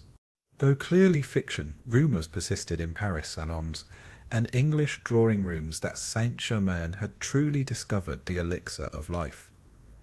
His legend grew into a cult following, with devotees gathering yearly in candlelit vigils awaiting his return. Historians still argue whether these Victorian revivals were acts of sincere belief or elaborate theatre. Some say it was merely nostalgia wrapped in robes. Others insist that a few practitioners genuinely believed they were continuing a sacred scientific lineage, just misunderstood by their modern peers. One particularly charming artifact you examine is a brass and crystal alchemical transmutation box, patented in 1888 by a man named Eliphas Groves. The instructions promise that placing a base coin inside and chanting a sequence of planetary names while aligning the device toward Venus would convert the coin to silver. You try it, of course. Nothing happens, but the craftsmanship is delightful, and there's a gentle hope in its design. As if Groves truly believed the problem wasn't the theory, but your belief. You find newspaper clippings from the 1870s and 80s reporting miraculous transformations and mysterious men with glowing powders. The tone is skeptical but intrigued. Some columnists refer to these men as scientific sorcerers. One article from Boston warns readers of a wandering foreigner offering philosopher's powders in exchange for whiskey and ink. No follow-up was ever published. But not all attention was kind. You stumble upon a pamphlet by a stern London chemist denouncing the reek of pseudoscience, aimed squarely at alchemists still practicing under assumed titles. He warns of dangerous mixtures, poisoned apprentices, and crimes against the dignity of the laboratory. Ironically, that same chemist would go on to isolate a new compound 6 years later using a technique eerily similar to an old alchemical distillation process. One notebook from 1897 includes a recipe for something called the Mirror of Fire, a concoction involving quicksilver, crushed garnets, and egg yolk left to ferment in sunlight for its supposed purpose: to reveal the true face of the soul. The author doesn't say whether it worked, but a later entry includes the phrase, "Today I wept while watching the mixture shimmer. I do not know why." That sentence lingers with you longer than any formula. As the 20th century approached, alchemy's last serious torchbearers faded into eccentricity, but the ideas refused to die completely. You watch as fringe magazines in the 1920s publish essays titled "The Secret Elements of Consciousness" and "Was Newton an alchemist or just brilliant?" The answer, as always, is both. And speaking of Newton, his alchemical notebooks, kept hidden for centuries, were finally made public. In the 20th century, they revealed a man obsessed, not just with gravity, but with purification, transmutation, and mystical prophecy. For years, scholars had assumed he only dabbled. The notebooks told a different story. One modern chemist described them as equal parts genius and dreamer, which, if you think about it, is the perfect alchemical formula. Even today, traces remain. You pass a shelf in a modern bookstore and see titles like The Alchemist's Handbook or Spiritual Chemistry for Beginners. On Etsy, people still sell philosopher's stone pendants and tinctures promising inner transformation. You check the reviews. They're mixed, but oddly heartfelt. So what does this lingering fascination mean? Perhaps it means that alchemy was never just about changing matter. It was about changing ourselves, turning ignorance into understanding, turning fear into curiosity, turning the leaden weight of everyday life into something a little brighter. And sure, the Victorian alchemists may not have succeeded in making gold, but they gave us something else, the stubborn belief that wonder never truly dies, that no matter how rational our world becomes, there will always be a corner of the library filled with forgotten symbols, faint perfumes, and the promise that just maybe the impossible is only misunderstood. You rise from your chair, the leather creaking beneath you, and close the book gently, not because the story's over, but because the work continues. You stand once more at the threshold of the present, where everything is lit with sterile fluorescence and measured by precise decimal. Gone are the smoky laboratories and incense-laced scrolls, the cryptic Latin mottos and planet-charmed pendants. Now you walk the smooth, orderly halls of a modern research facility. But look a little closer, and you'll see it. The ghost of alchemy is still here, watching quietly from behind the beakers. In a glass-walled chemistry lab, a technician adjusts the flame beneath a flask, filled with pale blue liquid. Data scrolls across a monitor. She's synthesizing a compound to treat a rare metabolic disorder, using computer-modeled reactions and advanced chromatography. It seems a world apart from the wild guesses of medieval alchemists, but the process break, isolate, recombine, refine is eerily familiar. It's alchemy, minus the poetry. Even the language lingers. You pause at the bulletin board, advertising a seminar titled Transformative Catalysis. In another wing, someone's discussing base molecules and elemental precursors. These phrases could have walked straight out of a 14th century alchemist journal. One scientist jokingly refers to his lab as the crucible. The term fits better than he knows. You enter a university lecture hall. On the chalkboard is a diagram explaining protein folding. The professor draws 3 shapes and says, "Here we have sulfur, the agent of transformation, mercury, the flux, and salt, the stabilizer." The students chuckle. He's borrowing alchemical metaphor to teach biochemistry. It's an old habit that never quite died. Historians still debate how much of modern chemistry owes to alchemy's framework. Some insist chemistry rose in direct opposition to it, burning the symbolic chaff to save the empirical grain. Others argue that alchemy laid the groundwork, providing not only crude techniques, but the fundamental belief that matter can be changed, improved, even perfected. You suspect the truth lies somewhere in the messy middle, like most things. You wander next into the office of a synthetic chemist. On his shelf, nestled between textbooks, is a copy of the Emerald Tablet, a joke gift from a colleague, perhaps. But when you flip through it, you see margin notes, some amused, others curious. One is circled 3 times, as above, so below. A little smiley face is drawn beside it. Alchemy, it turns out, was never entirely about gold. At its heart, it was about correspondence, the belief that patterns repeat across scale and form, that what happens in the heavens echoes in the lab, that the body reflects the soul. Even today, that mindset endures. In biology, study of fractals, in physics, unified field theories, in neurosciences, mapping of internal states to external behaviors. Even in artificial intelligence, yes, the very system writing these words, there's a kind of philosophical alchemy at play. You feed in raw language, pattern it through layers of transformation, and voila, something new emerges. It's not gold, but it's not lead either. And look at medicine. Nanotechnology now sends tiny machines into the bloodstream to repair tissue and deliver treatments. Genetic editing literally rewrites the code of life. A medieval alchemist wouldn't understand the mechanisms, but he'd recognize the impulse to perfect the body, extend life, transform the base into the extraordinary. You sit in on a conference presentation about designer molecules.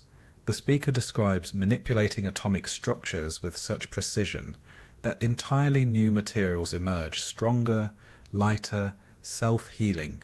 It's transmutation by another name. One slide reads, rearranging reality at its smallest scale. Tell that to a 13th century monk, and he'd weep with envy. One fringe tidbit, a startup in Switzerland, has begun offering philosopher's stone retreats. Guests engage in molecular gastronomy, meditative breathwork, and custom supplement regimens, said to refine the inner elements. It's half spa, half science experiment. Their logo? A triangle inside a circle. You guessed it, straight from alchemical symbology. Back in the lab, the technician's experiment is almost complete. She taps a few keys, and a report prints. The compound is stable, You watch as she holds the vial to the light and whispers, "Nice." It's a quiet victory, but a real one. Nearby, a younger researcher, tired, curious, with a tattoo of a salamander on her wrist, leans over a textbook. You ask why the salamander. She shrugs. It's an alchemy thing. Fire creature, resistant to change, but also born from it. She grins, like me during finals week. You continue through the corridors past electron microscopes and robotic arms into the less tangible spaces of modern science, materials that change color when touched, substances that remember shapes, liquids that defy freezing. Each one is a small miracle. And each echoes the dreams of those long-ago seekers hunched over their grimy crucibles, whispering prayers to Mercury. So where does this all lead? Maybe nowhere. Maybe it's just a circle.